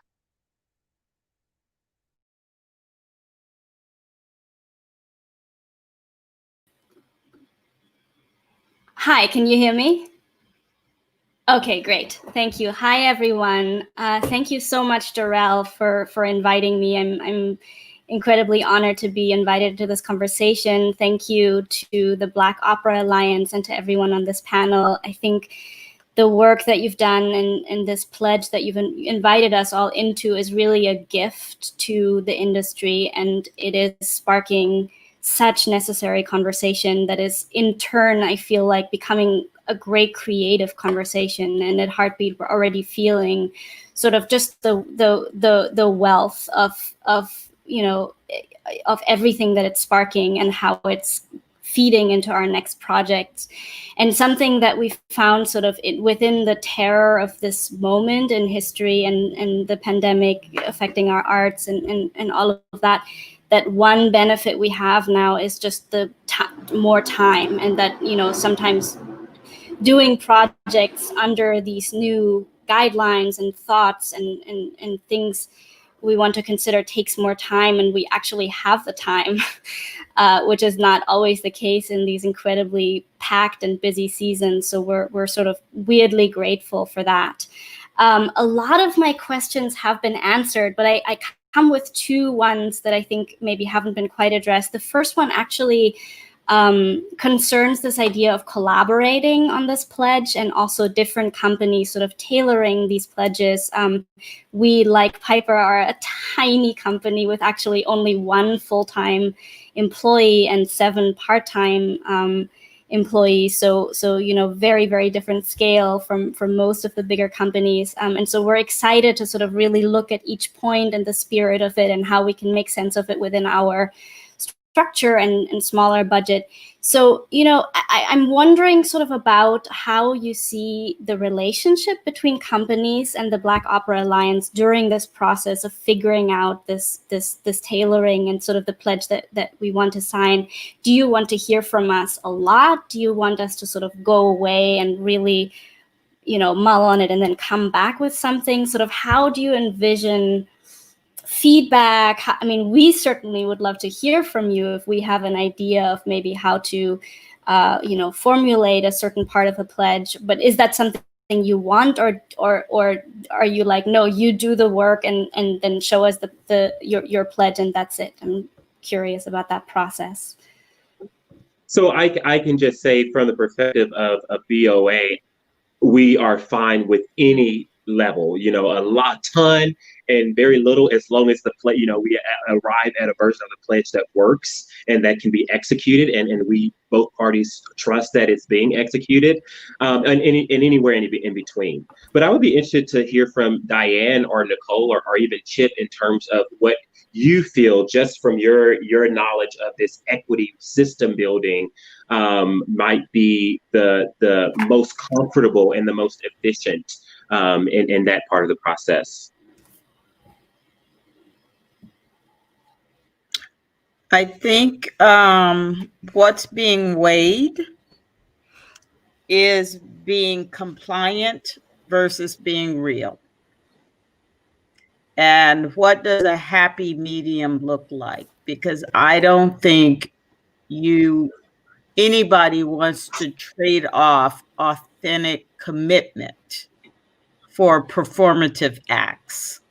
And so what then, given that, so many people are asking in the same spirit this question, the question, I think, lives in a space that says, what can we do that's grounded in being authentic, committed, and supported without setting the stage for accountability that we don't know if we can fulfill at this moment?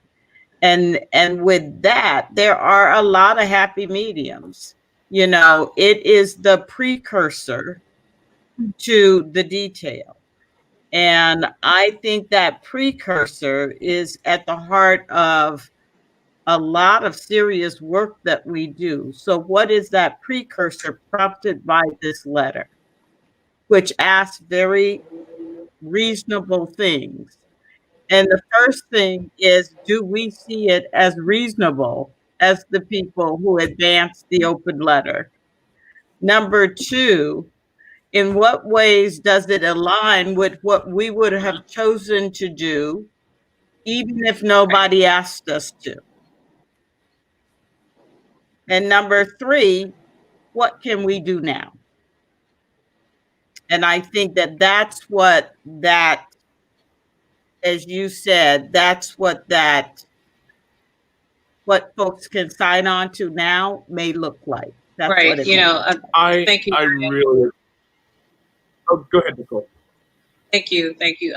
You know, really good point, Diane, where I wanted to reference when it comes to this work, when you think about diversity, equity, and inclusion, there's a level of transparency that needs to come along with it, a level of empathy, certainly communication that ties into that as well, where to Diane's point, talking about resources, what you can do, setting those SMART goals, no pun on my last name, but being specific, measurable, attainable, realistic, and you know, just really looking at what you can do, but just marrying that with the intent, being proactive, and really understanding what it takes. Because again, and I keep reinforcing this message, it's not something where, okay, we have the pledge, did some collaborative work, okay, we have it to where it is. It's something that takes effort, and it's a continuous process. And once you keep that in mind and understanding what you're getting into, and you're prepared for it, and everything else, I think that's essentially the hardest part. And once you've embraced that and you are moving forward with that approach, everything else just kind of flows in that sense. But the intent, the communication, the transparency, really being realistic about what you can and can't do right now will be the impetus for change as you move forward. Yeah, what I was, beautiful. Thank you, Nicole. Thank you. On a slightly different trajectory. Am I muted? I'm good. On a slightly different trajectory, but related, you know, what really has come up for me is that obviously I am deeply engaged with my organization on systemic change at every level. They have sipped the Kool-Aid. They didn't drink the whole glass yet. They sipped it. And I got a little momentum, and as I try to create this culture of learning, I'm trying to get them to appreciate the fact that the goals that they want will be better crafted if they do this work that foregrounds it. But here's the deal. So this comes out. I'm gonna be real with you. So this document comes out, and it's brilliant in 1,000 ways. Nothing that shatters my mind or stretches my imagination. It's all good. But here, what am I gonna do though? I have a committee that's just been impaneled. They're doing the work. I don't know what we value yet. We haven't finished our climate survey. I don't know where the pain points are. I don't know what's most important in my context versus yours. So how do I sign on to this and disempower my committee that's doing this work? And so this has been my dilemma the last few days. And as I've thought it through, the place that I've come to is that I want to bring it to the committee as a document to consider as we craft the pathway that we're going to go on towards doing our authentic work that is we're doing here. Now, what that may look like is I don't know if I can sign this tomorrow without disempowering my committee. So I've got this tension. But what I also wanted to say, I just want to comment on what Louisa said, what her question was, and that is, you know, if you've got 0.5 person available to work on DEI and I've got 2.5, we have a whole different way in which we're going to relate to OA, right, to the Opera Alliance. So you may say, look, I can't be calling you every week, but I'll do a monthly check-in. And mine may be like, hey, I'll call you whenever we get a new draft. You know, I don't know. So I think that personalization is very important in this context. And I don't want to be held to a prescription about what that interaction and that relationship looks like. But I did want you to sense what I feel is a dilemma that I'm working on about how I believe and embrace this, but I need to figure out how to work it into the plan that we already have in action.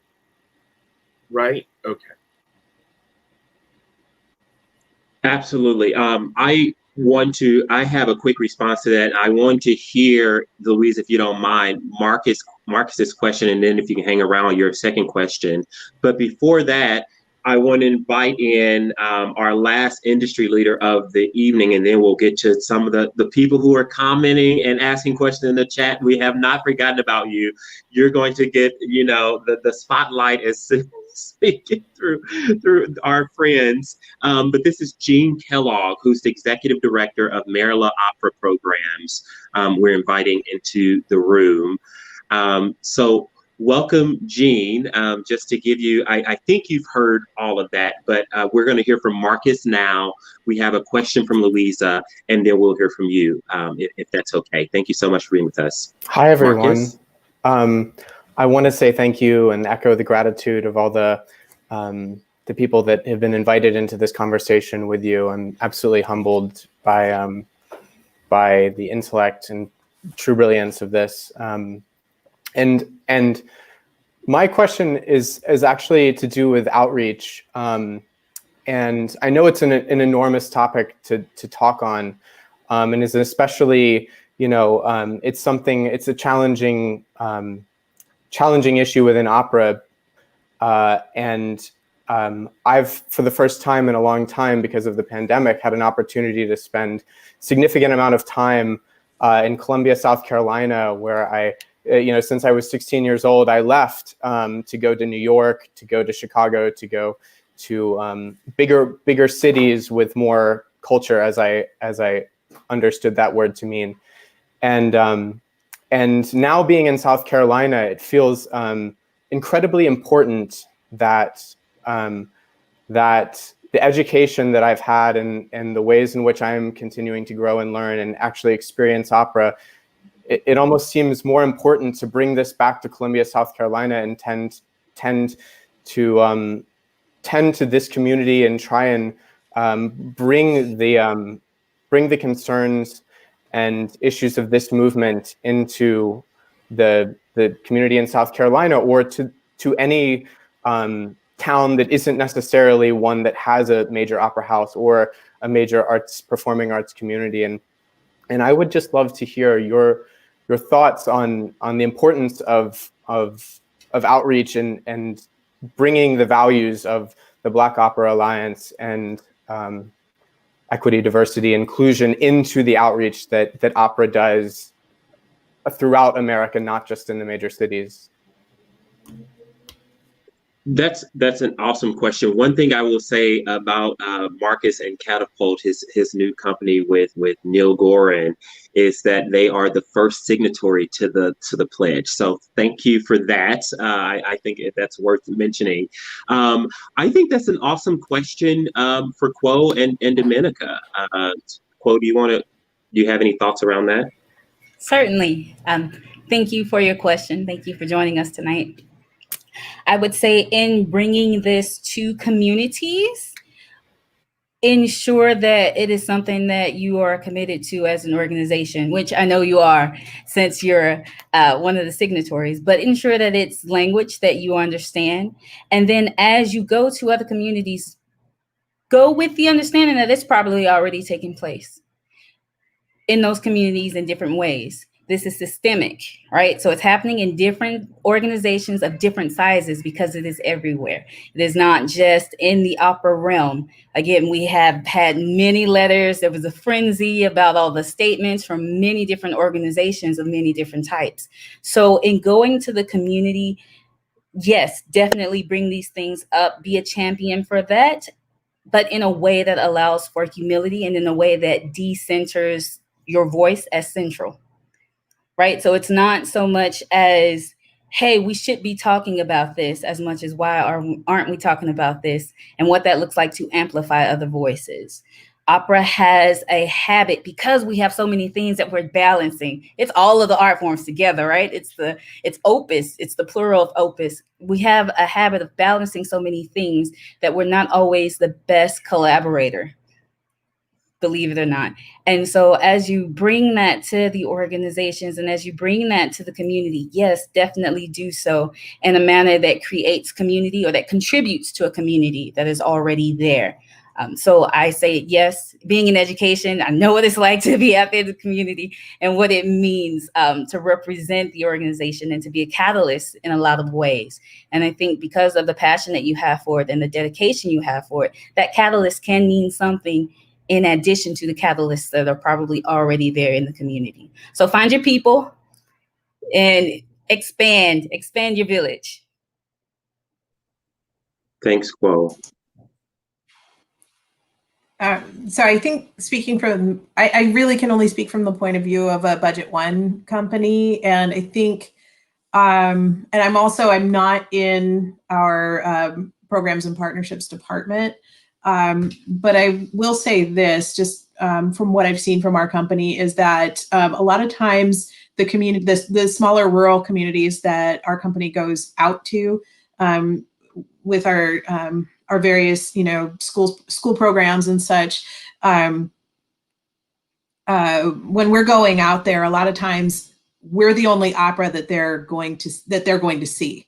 The smaller companies in our region don't have the resources to necessarily be going out into schools and into the smaller communities, and so it is kind of up to us in terms of the equity work. It just goes to show that we have to be even stronger in our commitment and in our own work. But then I guess also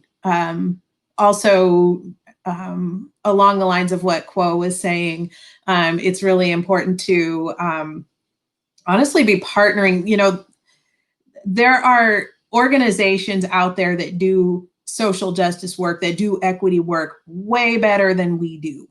And that's what they do all day, every day. So it's important to highlight those folks, highlight the companies, the organizations that are Black-led, that are led by the communities of color, whether they're in the rural areas or within the city or the suburbs, but to partner and to highlight those folks, because we have the big marketing engine to be able to do that, whereas they don't always have the resources to highlight themselves.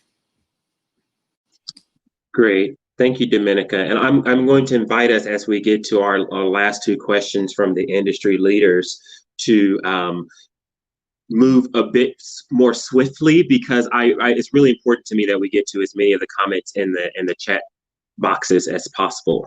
Louisa, back to you.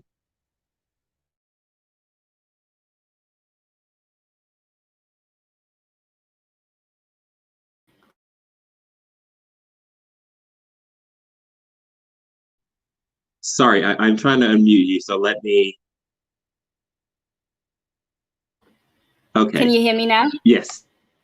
Okay, great. Thank you. Sorry, my internet is a bit slow. I'm not quite sure what's going on.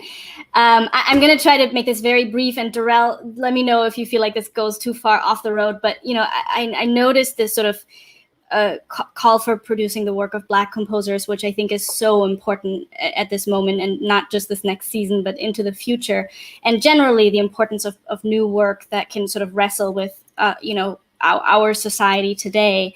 But as you know, Derrell, I'm, Heartbeat Opera in particular, and also I, as a director with my interests, I'm very concerned also with not leaving out the old pieces, not leaving out the classics, and challenging them, how they're told, how they're conceptualized, who's cast in them, whose stories those are, and, can a piece from 1800 tell us something about America today? Can there be a clash and a sort of, a challenge from both sides? So I was just curious about leaving out really the production of what still I think is the bulk of what's being shown in opera, which is pieces from the 19th century and earlier, and whether you had considered including a pledge that is about how that work is produced and directed, and then decided not to do it, and whether you feel like it would be helpful if companies started including language about that.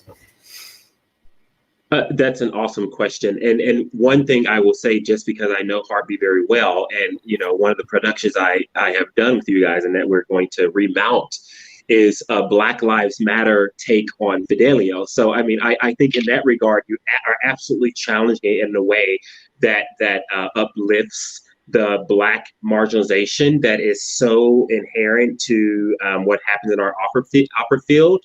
For me, I think what the document seeks to do is to make sure that Black composers are also a part of the conversation. And so I think that's why it's specifically stated.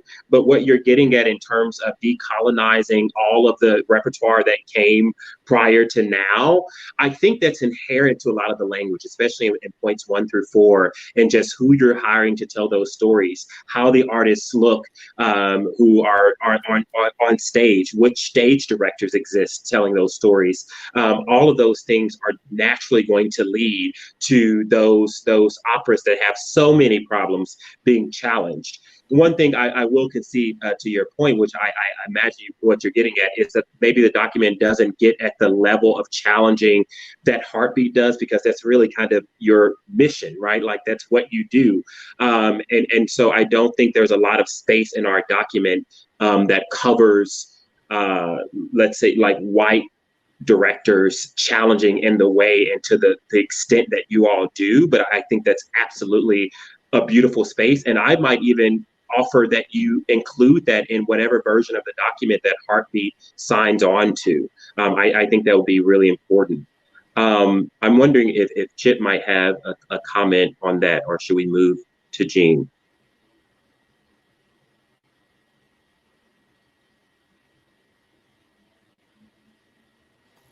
Go ahead, Jean.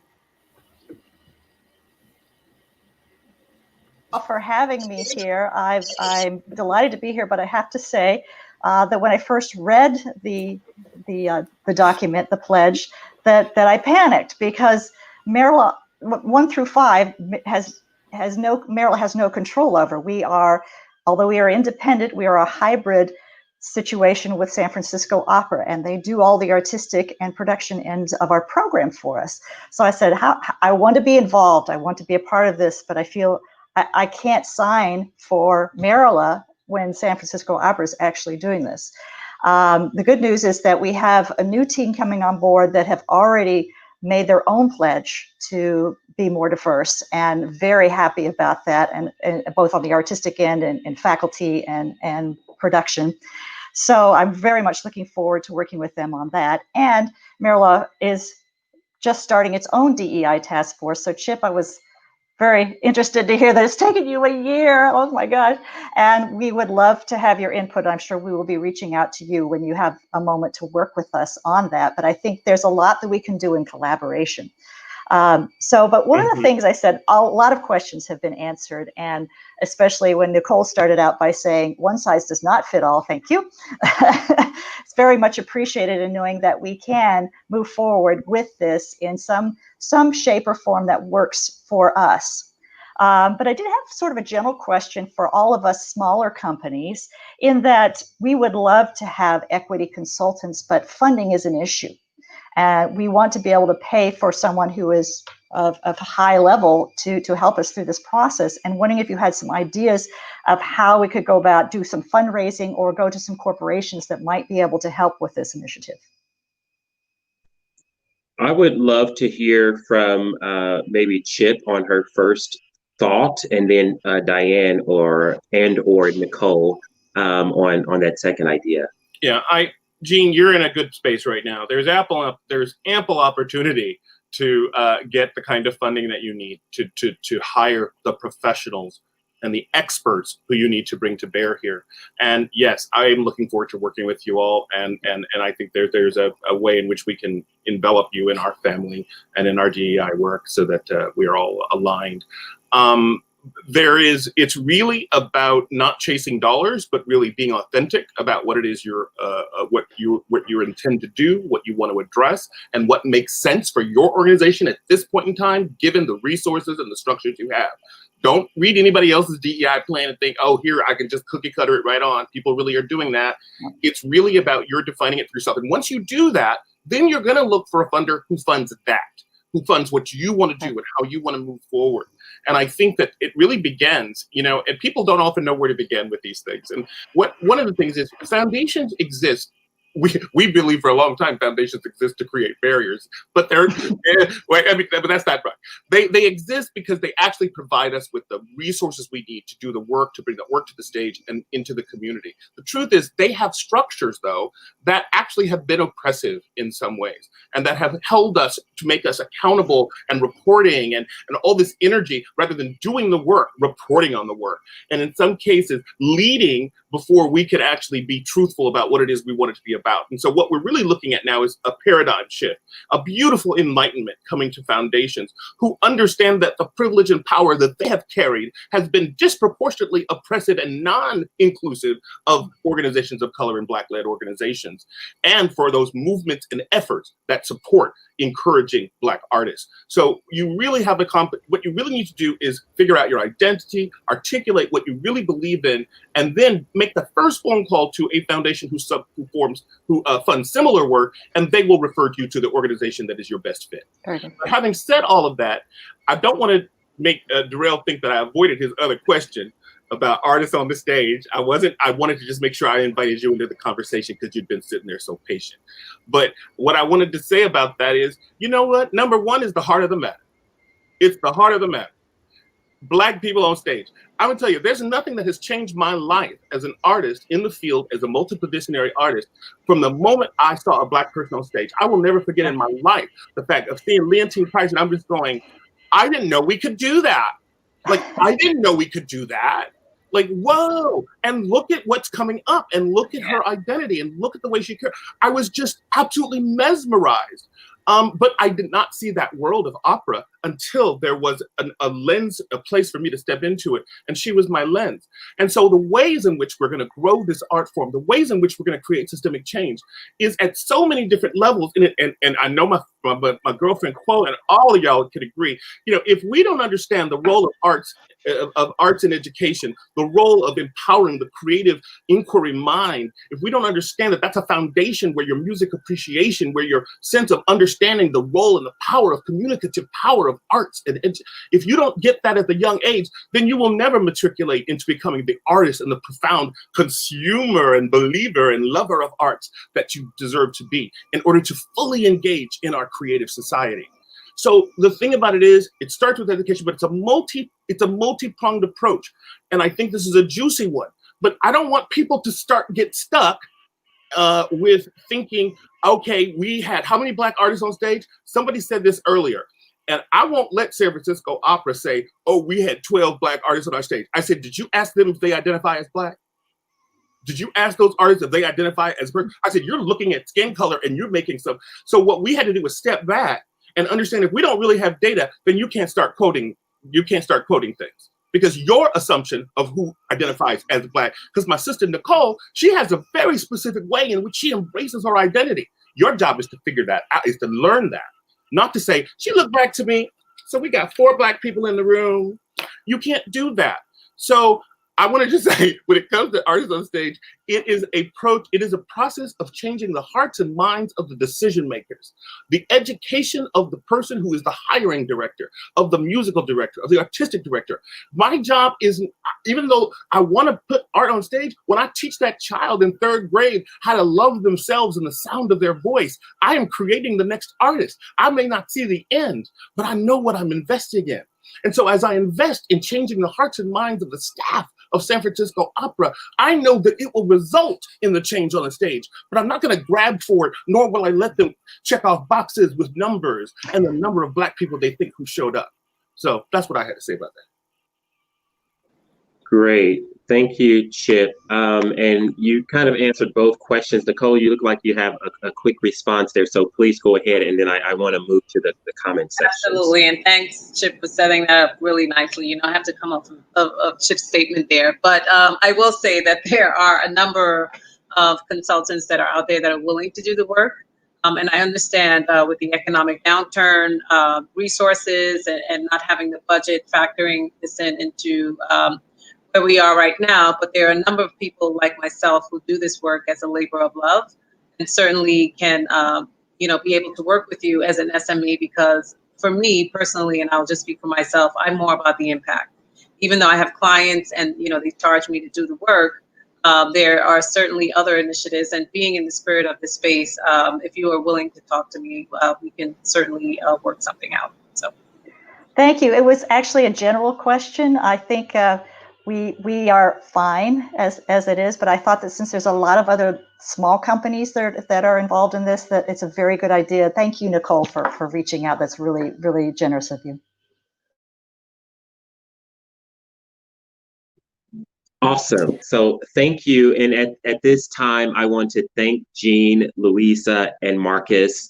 If any of you have any other questions, please feel free to email Black Opera Alliance. And we have contact with all of these fabulous experts. And so if we can get the answer in-house, I'll be certain to reach out to them.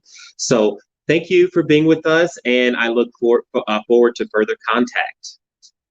Ciao. Okay, I'm going to remove you from the stream. It feels so sad to do this, but it has to be done. And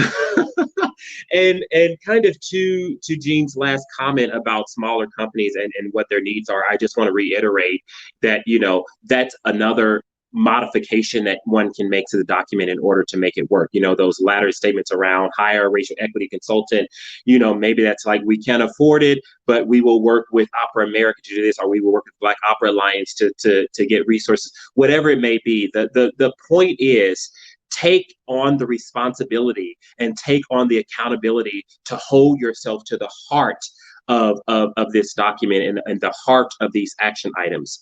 And I see a question and comment that is in that same realm that I'll just answer quickly. And so this is from Cerise Jacobs. Hi, Cerise. And so just for me, the two questions you ask are not mutually exclusive. I think it can look either way. If there are specific edits that a company knows that they like to make, and they just want to send us that back and see if it's something that is amenable to the heart, again, of the action items, then that's a fine process. Or if there's just a conversation around specific items or specific language in the contract that one would want to have outside of actually putting those edits in until we have all come to a determination of what's going to fit that company best, then that's also an option. So I think either of those processes would work just fine. Thank you, Cerise. So before I dive into the comment section, are there any brief reflections on what we've heard from our industry leaders? Any themes that you've heard that you think are worth pointing out, or should we just go for it? Go for it. Okay, let's go for it. So, so I have to get through all of these comments. I'm just going to literally, this is going to be random. There's not going to be any strategic grouping or anything like that. The first question I see, we're going to tackle. So I think most of the questions were actually earlier. So here's a question. Diversifying is not as easy. Oh, I forgot I can do this. Diversifying is not as easy for us as you suggest. Our city's population is 160,000 and it's 1.4% Black. We have struggled to diversify our company and our board. Any suggestion? Someone want to take that on? I would like to, if I can.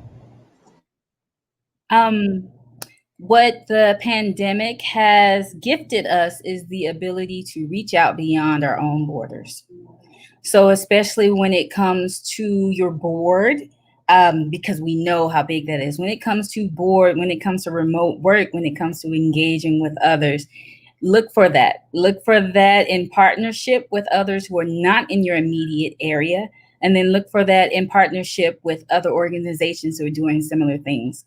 One of the suggestions that the letter presents is partnering with historically Black colleges and universities and what that looks like, as well as presenting opportunities for people to be in your organization and then to grow through your organization and for your organization to grow through others. So if it is not immediately available, which is probably the case in many situations, that is what the equity work is. It's that additional work, those additional steps, because people cannot just show up. So I would say take advantage of the opportunity to engage with people in a remote way, to be a part of your organization in a remote manner, and then begin to look for what it looks like to engage with people who are outside of your immediate accessibility. Great. I think that's an awesome response and absolutely right. Next, I see a question from Jekka. I so appreciate the work and leadership. Love to hear we should find our most diverse. Okay, so I think we've handled that one. And Jekka, if you don't feel like the discussion around that has been sufficient, I assume this is an earlier question, then please feel free to reach out to me personally, and I think we can unpack that even further. Here's one from Joelle. I think you have to first make a case for equity. Is this opening spaces where you give employees, artists to share and communicate examples of racism? Is this a necessity? Yeah, so I think what you're getting at, Joelle, is how does one kind of justify the need for some of this work in certain spaces? My first response would be, I hope that at this point, through the many panel discussions and sense of emboldenment by a lot of artists and administrators around what the problems are and how they've been affecting people over decades, has made it apparent to industry leaders that there is an extreme need. But I do agree with you that when you're working within any one organization, then maybe there is an element of needing to outline what specifically are the problems unique to this organization. I think that would be an awesome question for Diane, maybe to give a follow-up on. Yeah, please. Yes, love the question. It hits on a area of such importance and passion for me. And Joelle, I think you're right on. So when we look at the approach of racial equity, it is about not making the case, but documenting the case. So what I love about racial equity is we're shifting from trying to convince people there is a problem to rather demonstrating there's been a problem for a long time, as evidenced by data, experiences, and observations. And so that combination becomes potent to keep the issue on the table. People often think that racial equity is just about race. It is not. It is an approach that says for too long we've dabbled around the edges. And while even some things may progress a little bit, the racial needle never moves. So the whole movement in racial equity is about changing the approach, turning the formula on its head and saying, yes, it's harder, but go after the hardest part first. Go after the most deeply entrenched piece, which is the racial piece. And it's worth it because it pays off in multiple dividends, because all of the other inequities are also underpinned by race. And so when you solve for race, or when you get to the root cause of race, you get to the root cause of gender inequities and disability inequities and socioeconomic inequities and so forth. And so you comprehensively challenge, uproot, dismantle the root of inequities across multiple aspects of identity and not just race. And I'll just close with this, because I do think I hear a misrepresentation sometimes when people talk about racial equity, like it's a competition between race or gender, or race or socioeconomic class, and it is not. That is exactly the opposite of what the approach is. It says race and if you are courageous enough to take on race, get ready, because it's a whole bunch of other crap you're going to be uprooting with it. So that's my 2 cents. Thank you, Diane. And one thing I want to say, first of all, I'm seeing a lot of comments that apparently I'm making a lot of audio feedback. I hope that's not still happening, but if it is, I'm muting myself in between.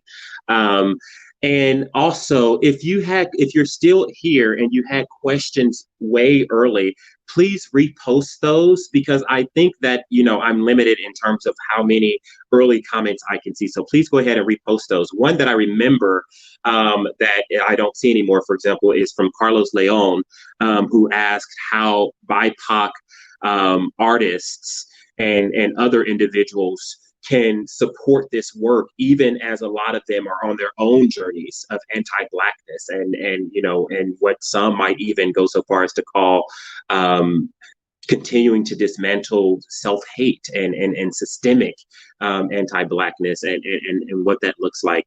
I think that's a really, really important question to begin to ask. And I know that actually, I'm going to let someone else start, because what I want to say, I want to make sure it's elegant, because it's a really, really touchy topic. Anybody have some thoughts around that?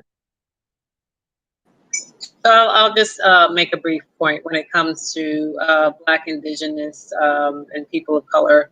With any underrepresented or marginalized group, you have to show up. You have to find out who these advocates are, forming alliances, strategic partnerships, what you're doing, Derrell, with Black Opera Alliance, really showing up and supporting initiatives that are happening, because, you achieve success. Everything is done in greater numbers. I forget what the quote is, but I'm sure you've heard that before. But it's important to really, as a collective, show up, support, organize, be a part of the change, as we're seeing with, BLM protests, people coming together and really raising awareness of what's happening. That would be one approach in order to do that for the community. Just really be as a collective and support other initiatives and other individuals like yourself in what you're doing moving forward. Great. And maybe there are other thoughts on that. And one thing I will say, and I want to specify that this is not necessarily in the realm of anti-Blackness or self-hate or anything like that, but it does get to the deeper question of intra-cultural conflict and intra-cultural difference of opinion and how to approach this. And so, anecdotally, I can tell you, for example, when this pledge was sent out to companies, that certain individuals, certain Black individuals who are not aligned with all of the activism of Black Opera Alliance, took it upon themselves to reach out to general directors and different companies saying that they don't align with the pledge, right? And that's something that, while I think the disagreement is okay, that destructive and idea around trying to sabotage, and even whether or not it's conscious, that's really what it comes to. That's the problematic bit. I disagreement, difference of opinion, that part we can work through as a community. And I think it actually speaks to the fact that we are not a monolith. As I told you, there are hundreds and hundreds of people in Black Opera Alliance, and we were able to, get through some compromises toward this final document. It took a long time, but we were all committed to that community. But when it's happening outside of this kind of work and this kind of commitment to DEI, not saying that, in fact, I know, and I would imagine that a lot of these people are committed to the work. They might just not appreciate or agree with the approach. But what are some thoughts around how to navigate that space when some are so extremely in disagreement with the work that's being done, trying to better a community, that they are willing to actually speak against it, because that's when it becomes problematic. I wonder if Quo or Diane had, if either of you has any thoughts around that.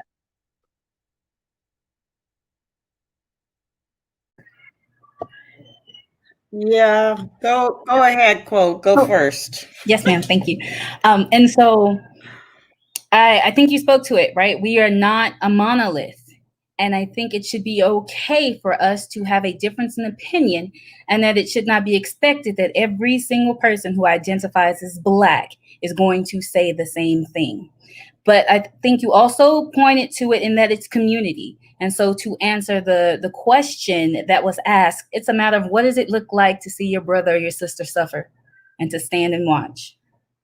What does it look like to know that you can stand with someone? What does it look like? What does it feel like to know that you can grow with someone? One of the things we're focusing on for the Dallas Opera is being able to have difficult conversations, and then being able to have conversations that are productive in a manner that I see you, I hear you. What can we do to move this work together? Knowing that there will be things that will come against us. Again, it's systemic. It's going to be everywhere. There will be things that will try to stop us. What does it look like to commit to you being the best you, to you being able to show up as you can, as your best self in the space? And what does it look like for me to stand next to you knowing that I can do the same? So I believe if we center that, we have the opportunity, again, as Nicole said, we have the opportunity to move forward with numbers, to move forward with community, to move forward with honesty. And then again, of course, there's a lot of healing because there's anti-Blackness everywhere. Again, it's systemic. And so what it means to give ourselves some grace and then walk in courage and then walk in community. Oh, I love that. Thank you for that quote. I mean, that was just so beautiful. I just wanted to say that. Yeah, please, Diane. The spirit of it is just spot on. So I will just add another angle on it, because that was just really great. It's the admonishment to all of us, which is, have we made a place for dissenters at our own table? Because when we do not, they move in destructive ways. And so, you know, if you're at my table, it's annoying. If you're not at my table and dissenting, it's destructive. And that is where we've got to be pliable enough to have this conversation without falling out of communication with each other, because we are not a monolith. But the other thing I will say is, everybody's not going to come along, and any good effort cannot be stopped in its tracks because everybody doesn't sign on. So I'll give you my reflection that keeps me humble every day. You know, not everybody was committed to march with Martin, but nobody turned down the benefits that came as a result of Martin's marching. So that's just the bottom line. You cannot be stopped because there are dissenters. And if those dissenters are welcomed at our table, the opportunity to influence and engage each other still has possibility. And that's what we strive for. Absolutely. Thank you, Diane. And before you chime in, Chip, and one thing I want to say in the spirit of what you just said, Diane, is that I know, as someone who has been with Black Opera Alliance from the beginning, that if you are watching this call and you happen to be a dissenter, or you happen to disagree or disalign with something that is happening in this style of activism, in this pledge, in this trajectory of action items, please know that there is always a seat at the table. Even if it takes more time, more effort, more strategic, working through of emotions and whatever that looks like, that we are absolutely committed to melding as a community, right? And I think that is the most important thing, but we all have to show up, right? I feel like so much is happening behind closed doors. So many folks are moving in the dark, in secrecy, some in fear, I assume, fear that they're going to lose seats that they may have had formerly, some in fear that the type of work that we're doing is somehow going to color Blackness within this industry in a way that's going to stop folks from getting jobs. You know, all of these fears, let's work through them as a community, because we as BOA are ever growing, and people are continuing to come into the fold. And I just think it would be really, really unfortunate if we could not just continue to really make sure that everyone, no matter what your opinion is represented in how we do this work. It's as we said earlier at the beginning of the call, that diversity, that inclusion enriches the work. No matter even our work as Black people, having you enrich us by letting us know where you disagree and why you disagree, and how we can get to a compromise. Chip, please. Yeah, I guess I kind of just wanted to back off a little bit in calling people dissenters. I don't know, energetically, it just doesn't feel like warm. That's just me. You know what I'm reminded of? I'm reminded of a couple of things. Like, you know, I consider myself an activist and an advocate, but I don't march. I write, I teach, I lecture, I call, but you won't find me on the front lines marching. I'm not worried about somebody throwing something hit me in the head, because I'm not going to be out there marching. But that doesn't mean I'm not as committed to the same cause. And it reminds me of the gay rights movement, which I'm old enough to have lived through the formative years of, in which there was a group called ACT UP, and they acted up, child. They would lay in the middle of the street, and stop traffic, and draw blood on them, and all kind of stuff. And then there's the LGBTQ politicized movement that went for changing in legislation and went for having meetings with politicians. Both were needed. Both were needed. Both were needed in order to create, because that was the diversity of voices that were impacted by the systemic injustice that denied LGBTQ people their human rights. The movement would have not gone forward. We would not be where we are had those two not existed, those two dimensions not existed. So as we see that some of our brothers and sisters might have a different pathway, or might see a different road to reconciliation, I don't want to pathologize them. I want to acknowledge that that the diversity of voices we have amongst us is necessary in order to move this mission forward. And they may have a different, I don't even know if there's a they. There are multiple ways, there are multiple paths to freedom, just like there's multiple paths and multiple ways of expressing our spiritual beliefs. So I just don't hold that as tight. Now, having said that, there's a question. I'm gonna just go ahead and get to it down, because I love answering people's questions, because I hate it when I log on and they don't answer my questions. Ned, KPI. Ned, a KPI is a business term that wealthy business people invented because it stands for key performance indicator. And it's mostly associated with for-profit businesses when it comes to creating business plans and structured business ways of doing business that are built on white supremacy and the hierarchy and the status quo for which they are aligned. What happens is that thing that is a KPI is built on a metric. A metric is how you measure something. The KPI is, what are the measures? But you can't decide the metric of something until you decide the priorities of something. You can't decide the priorities of something until you figure out what matters. You can't figure out what matters until you have a conversation. And you can't have a conversation until you have common ground and common language.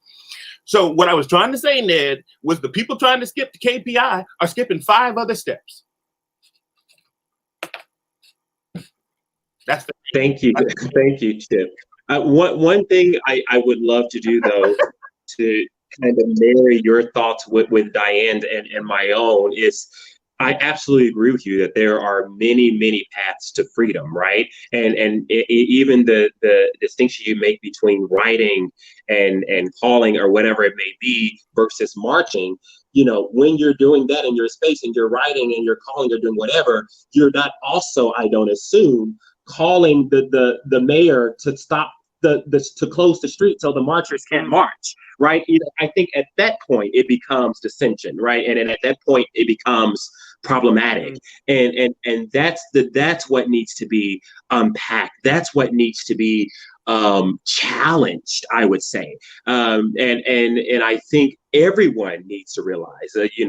I need to realize, we all need to realize and embrace with greater intensity the fact that there was more than one path to freedom, and that anything that someone else is doing, if they have the right motivation, if they have the right value system and the right alignment with justice, that whatever they're doing, no matter how different it is from you, it matters, and it is rational, and it is working in whatever sphere that they think it's working in, and they see it working, and there's nothing that should motivate you to in any way hinder their work.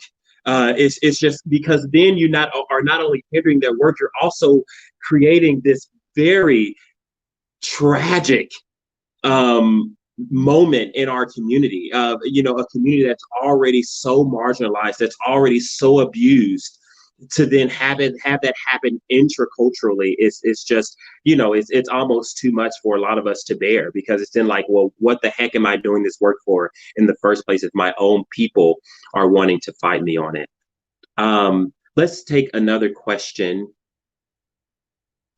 So how can the points from the document be applied to young artist programs? Recruitment of young talent is so crucial, and YAPs are such formative experiences for so many singers just getting started in the field.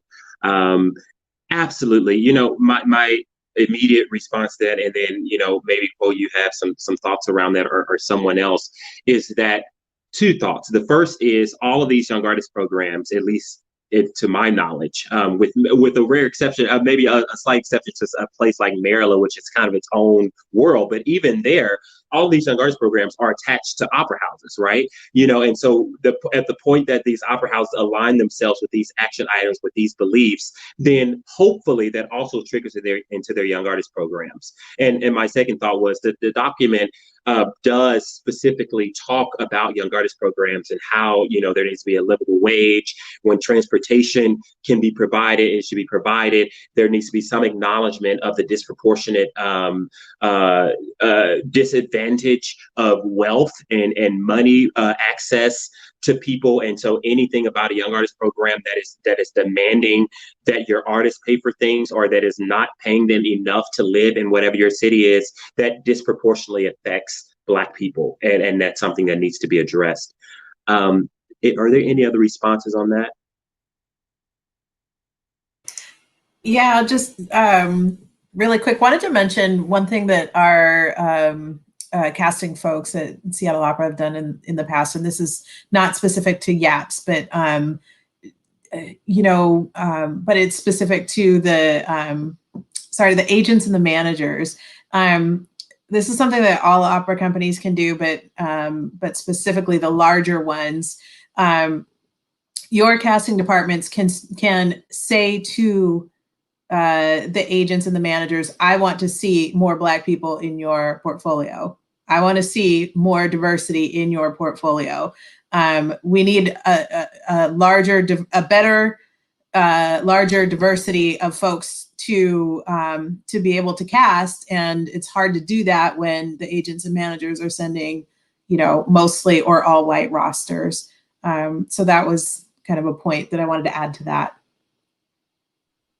Great. Thank you. And if I may, yes, please. I'd like to add that consider what your young artist program is really trying to do. Consider what it means to truly invest in artists. So if you're wanting somebody who already has the goods and you just need to shape and package so that they can go out and represent your organization well, then be mindful of what that means, who has the ability to access resources so that they can already have the goods, and what equity truly means. It's that extra, that additional work to go in to invest, and then to continuously be mindful that as you have your roster of young artists, be mindful of who continues to get those same opportunities and how they're growing from those. It is not a difference, a matter of race or a matter of color. Again, race is a social political construct. It is a matter of who continuously has the opportunities and who you are continuously giving opportunities to. So invest and invest in creating artists of multiple experiences, and then invest in putting in the additional work necessary to make sure that those artists can show up and that they can bloom in the work that you're trying to do. And also, just wanted to add really quick, the reason why I brought up the agents and the managers is that when they know that their feet are being held to the fire in terms of having those diverse rosters, they have to diversify where they look for them. That's right. So then that feeds into, okay, young artist programs, how does your diversity look? You know, it really kind of broadens everything. Hajnal, this is not about how this document informs young artist programs. It should be the basis of everything that is young artist program. If you were really listening what Derrell just said, oh my goodness, what he's saying is that it's not an equal playing field. We, people of color, artists of color, specifically Black artists, do not have access to private instructions, instruments, personalized training, easy transportation. I mean, there are times when I couldn't get a cab in New York to get from one side of the town to the other. So, I mean, we're talking about systemic injustice that really curtails the ability for artists of color, for Black artists to ascend, to grow, and to become fully the artists they are. So as we think about creating an equitable platform for young artists, we have to remember that it's not all even. It's not, where am I looking for artists? Like Dominica said, where am I looking for artists? Where do I need to go? What kind of benefits do artists really need, especially given the oppressive and additional burden on artists of color? What additional support do they need? You can't just hand everybody the same $200 and think it's all good and you're good to go. It's not the same. Artists of color, Black artists, are struggling at a whole different level than their white counterparts on every front. And so as we look at young artist programs, we got to look at how to subsidize them, how to support them, how to cultivate them, and how to give them the enriched kind of training that they need in order to ascend through this business the way they deserve to. Awesome. Thank you all for that. Can everybody hear me okay? Okay, good. I had to switch devices again. I think when you're hosting these meetings, it just really eats up all of your power. So I'm like, I had to switch back to my iPad. In any case, thank you. So I think that was a really comprehensive answer to that question that we were able to do. And I think it's absolutely important. You know, even in Black Opera Alliance, a lot of our young artists are feeling that extra weight of what does it mean to overcome those initial barriers into the industry in the first place when you're coming from these communities that and positions within society that are already marginalized. Like how can you help get me over that initial hurdle? And the document does seek to do that. And I might implore those companies that do have prominent young artist programs, especially, perhaps be courageous to even add edits, modification to what we already have there to make sure that young artists are taken care of in that way, and that your Black artists are not disproportionately affected by the barriers that are stopping them from being able to have the best and most fair experience within your program. So let's go to another question. Let's see here. Oh, this is an interesting one. Okay, so I see this is covering folks, so I'll remove it in just a second after I read it. So Carlos Leon earlier said that he had a friend in the theater world that to her inclusion felt like it was an imperialist project, because to her as a person of color, it felt like it was sharing the power that white folks have to BIPOC instead of creating equal ground to us all. That's a really, really interesting question. Do we have any thoughts on that?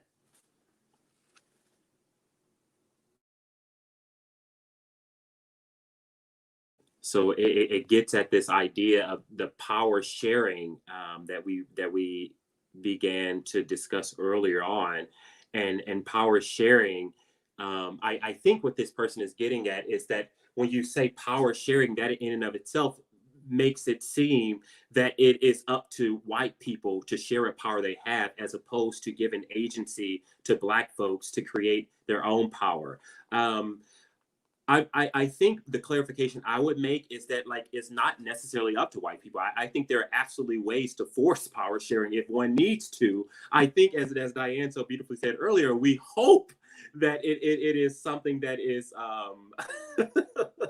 that everybody's trying to do based on their commitment to justice, but there absolutely are other options in terms of, you know, forcing some of these action items that we've outlined into the industry, creating our own, you know, spaces. Like, there are other alternatives, but what we're trying to do is create a community that is all committed to these action items, these ideas. But I'm sure other folks have thoughts on this. I would say, yeah. First of all, I want to acknowledge there is some validity to some who approach power sharing as benevolence from white people, you know, and that is problematic. And what is also problematic is BIPOC folks who are uncomfortable sitting with their own power. So when we talk about shifting the power dynamics, there has to be some shifting from old imperialistic formulas all the way around for everybody involved, such that you don't need someone to bestow power. You sit with power, which causes you to be heard and to be engaged differently, not with your hand out, but because you add value to the table and you have every intention of occupying every inch that you have at the table. And that doesn't even have to be adversarial. It just says that we're showing up in more equitable partnership, which fundamentally changes the whole thing just right there. Absolutely. Absolutely. Thank you, Diane. Let's see. Right, mic drop. I agree. I agree. Okay, I think this is another one that's going to cover folks for a second. So sorry about that. Okay, for an organization that is solely a volunteer effort and we do not have the funds to cover the cost for anti-racism, anti-oppression training, would anyone have to have a resource that would be available for our company to implement? Just really asking. There are a lot of non-formal free opportunities, but I'd like to possibly get, I don't know what the rest of that is. But I think as Nicole mentioned earlier, and as other folks kind of said earlier, there are opportunities to seek funding, especially if you're volunteer based and you can outline that you are committed to this work and have, you know, some sort of documentation in that. And signing this pledge would be one such item of documentation, but like also a strategic plan for doing this work. There are many grantors who would be wanting to help support you. Let's see here. Nicole also said it, you know, all of us volunteer. You know, there's not a one of us on this panel. There's not a one of us on this panel who does not do work in community without cost. This is what we are. This is our DNA. This is what we do. We get paid and we need to get paid because we have bills like everyone else. But there's not one of us who do not, every ounce of energy we have, not doing the job we get paid for, we are trying to volunteer to work with small and mid-sized organizations on every level to do this work. So look who's in your community, communicate with them, you know, develop a dialogue. And maybe it's not to start with an ask, but to start with, what do you know? What question should I be asking? You know, it's really about engaging with unusual suspects sometimes. But also, this is a moment for us to also say, buyer beware. Child, just because you Google DEI does not mean that's a good document. So you also need, all of us know this too. It's like, so there are some I'm not going to promote anybody's website or anybody's training or digital programs because I use a variety of them. But I want to say I would align with one of these kind of professionals or someone like them to get a good recommendation as a place to start. There are lots of online resources besides working with someone in your community. But I just want to let you know that people who are in this work also make space to work with or, you know, gratis. Yeah, one thing I would add to that though is that, you know, especially the folks on this call who have experience doing this system building, just one little thing I might caution you is that as Chip is getting at, there's so many different frameworks, there's so many different ways to do this work, and it could be a little problematic, if not offensive, depending on who you're dealing with, for you to try to force someone else's training on a specialist, who might have their own training or might have their own way of doing this work, and because you're kind of coming into the conversation with the presumption that whatever research you've done has led you to the best version of EDI training. And now you're asking this professional who likely has decades more experience than you do in this space to kind of adapt what you found in your 20 minutes. And that was maybe a little inelegant in terms of expression, but I think you get what I'm saying. So Derrell, yeah. there's something I just have to add here, though, please do not expect that your staff members of color are going to have the answers automatically, or that they even want to deal with this or deal with your questions. I would rather that you go to your donors, figure out which of your donors value this work, and start asking them to fund this work, and pay the DEI specialists and professionals for their work and their expertise and their time, and don't put this on your staff members of color. EDI work is largely, it's for white folks, frankly. It's white folks who need to step up and do this work. So again, just don't put it on the folks of color in your staff. Absolutely. And Gerard, I saw that you had a question about opera programs. One thing I will just say very quickly in response, and I know you and I are in contact, so we can further unpack this if necessary, is that the document really is specific to opera companies. But if there are specific opera programs, especially the big conservatories that you think could benefit from seeing the document, have the courage, send it to them and let them know what's going on in our industry and what kind of conversations are happening within this activism space, and see if they might not be willing to come up with their own version of this sort of commitment. But before we wrap up here, Dominica, you get at the heart of something we kind of touched on earlier, but really is a primary issue in this discussion, and that is tokenization, right?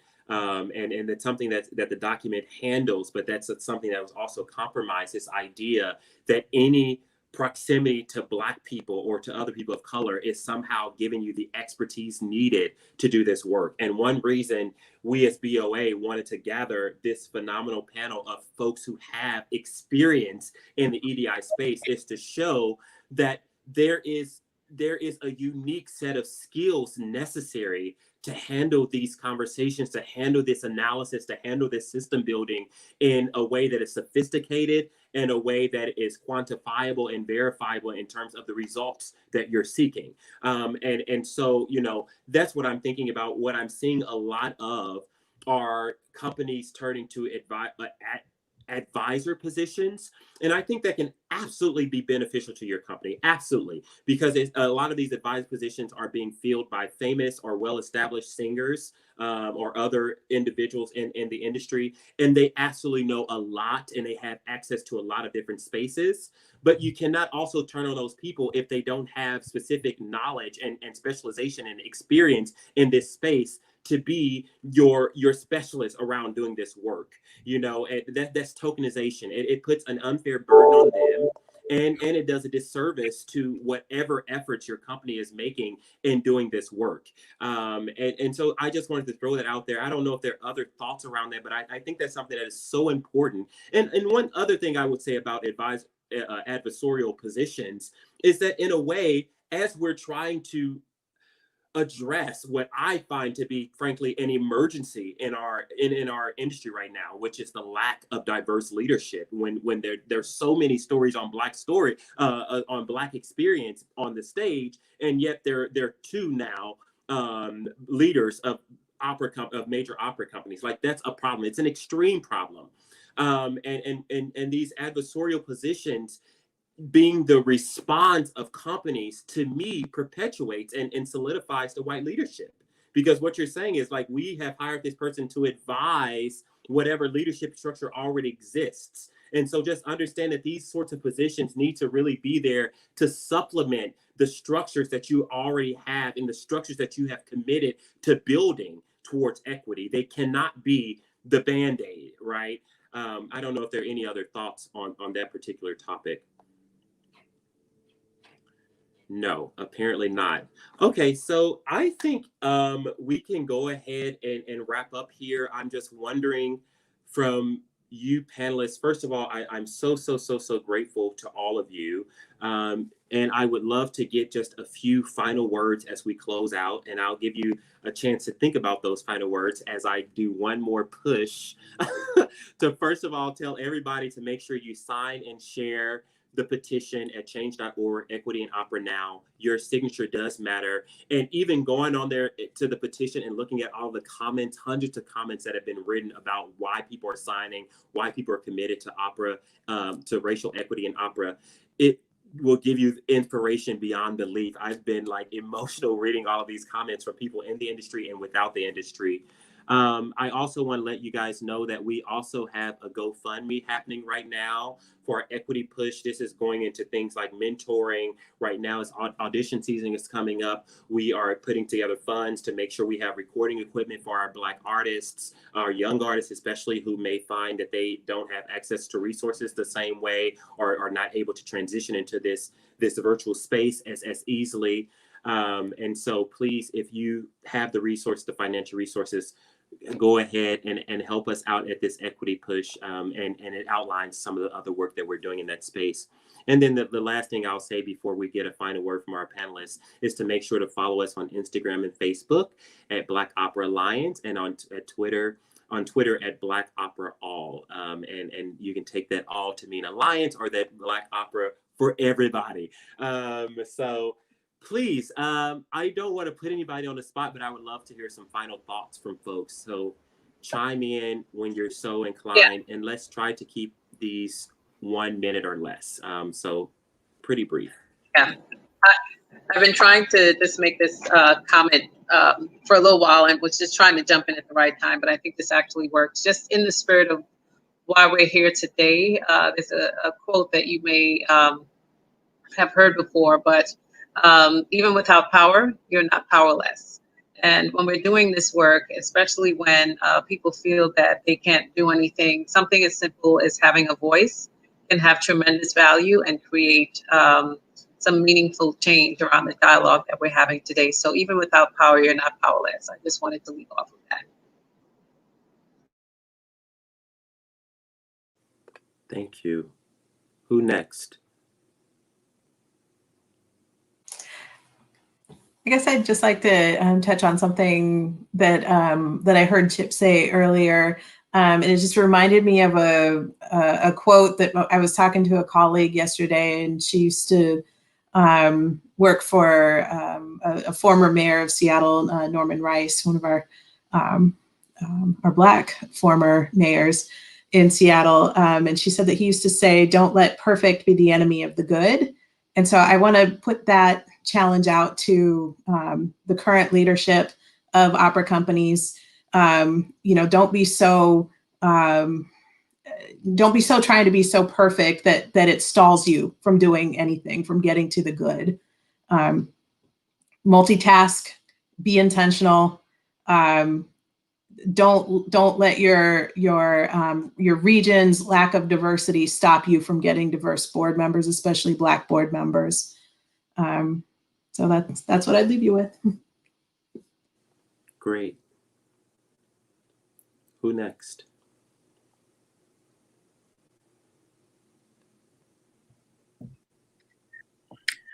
I just want to acknowledge that the open letter from Black Opera Alliance is catalytic. What comes from it will be multi and varied outcomes, but the notion is that it has sparked in places that would have otherwise be dormant. And so for that, I say thank you. Thank you for the courage to start the fire. Thank you for that, Diane. Absolutely. I agree with you 100%. Quo? I will say that there is work to be done and that this is difficult work because this is the heart work, something we say all the time. This is the heart's work, and that it can be done. That spark is there and it's contagious.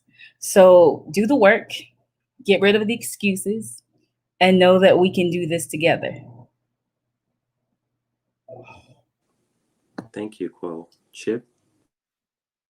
That was beautiful. Gosh, I feel so grateful. I don't know you, Diane, Dominica, Nicole, but I'm so grateful to have met you and to have shared this space with you. And Derrell, what a brilliant, brilliant group you've brought together. I have been able to think critically and in collaboration with you. You've pushed my thinking. I'm questioning things in beautiful ways. And it's reminding me that, you know, I assume that I know some things, but I always assume I know nothing. And I approach the world with the openness. And even when I have great experience, I approach it with an openness of the ability to let uncertainty unfold for me. And so I want to remind us of, there was a young lady who posted a quote about the necessity of having a conversation and communication. I can't really remember the words. And the answer that I wanted to give at the time was yes. Because there are people who don't want to wear their masks right now because of coronavirus, because they think it's fake. But what happens is when your mother or your sister or your son or your daughter get it, then your mind changes because it's made real in your world. That's what happens in dialogue. When you're in deep, authentic, empathetic conversation with people and you get to see into somebody's heart and spirit in a way that you could never have imagined, it changes you. And it's no longer head work, it's heart work, as Quo said. And I'll leave you with this quote. Well, actually, okay, really quick, 2 quotes. David Boehm, On Dialogue, that's the book. A great many people think they are thinking when they are merely rearranging their prejudices. So you got to get beyond just like, oh, you shifted me ever so slightly, but I'm still good. I'm still holding my frame. The truth is the ability to perceive or think differently is more important than any singular piece of knowledge. The ability to think differently. Be curious. Be curious. Awesome. Thank you so much, Chip. I think enough has been said in terms of closing thoughts. So I will yield my closing thoughts to 2 messages. The first message is to the opera companies who have received the pledge, particularly those who have yet to respond and may feel like they will not respond, or it's not up to them to respond, or they don't have to respond. I want to say we are watching not only Black Opera Alliance, the community, the industry, more largely than the industry. Everyone is watching. This is a chance, an opportunity to be courageous and to step up. And we need you. We need everyone's participation. So thank you in advance for taking another look and deciding how you can join this conversation. My second comment is to Mr. Peter Gelb, whom I saw in a video saying that the Met unfortunately has canceled the rest of their season, which is unfortunate news. Earlier in the summer, there was an announcement from you, Mr. Gelb, that there would be a chief diversity officer hired at the Met. There has not been a lot more about that. I would love to see that posting at some point. And I just want to point out that it should be absolutely, in my humble opinion, somebody from this call, someone who knows this work, or if they're not on this call, someone with the experience of the industry and also experience in the space of EDI, not someone famous who's going to bring dollars. That's what I have to say on that. And I hope you can appreciate the courage to say that. Thank you all so much. Dominica, Quo, Nicole, Chip, Diane, you are all phenomenal. Thank you everyone who has watched. Thank you to my co-leaders of BOA, Brittany McNeal, Pamela Jones, Rayanne Bryce Davis, and Alicia Fox, and also Courtney Caston, who is our alternate to the Leadership Council. We all are doing so much work to make sure this conversation keeps going and this activism keeps rolling. So thank you for your support. Sign the petition, sign the pledge, be in touch with us, and let's get this work done. Thank you so much. Bye, everyone.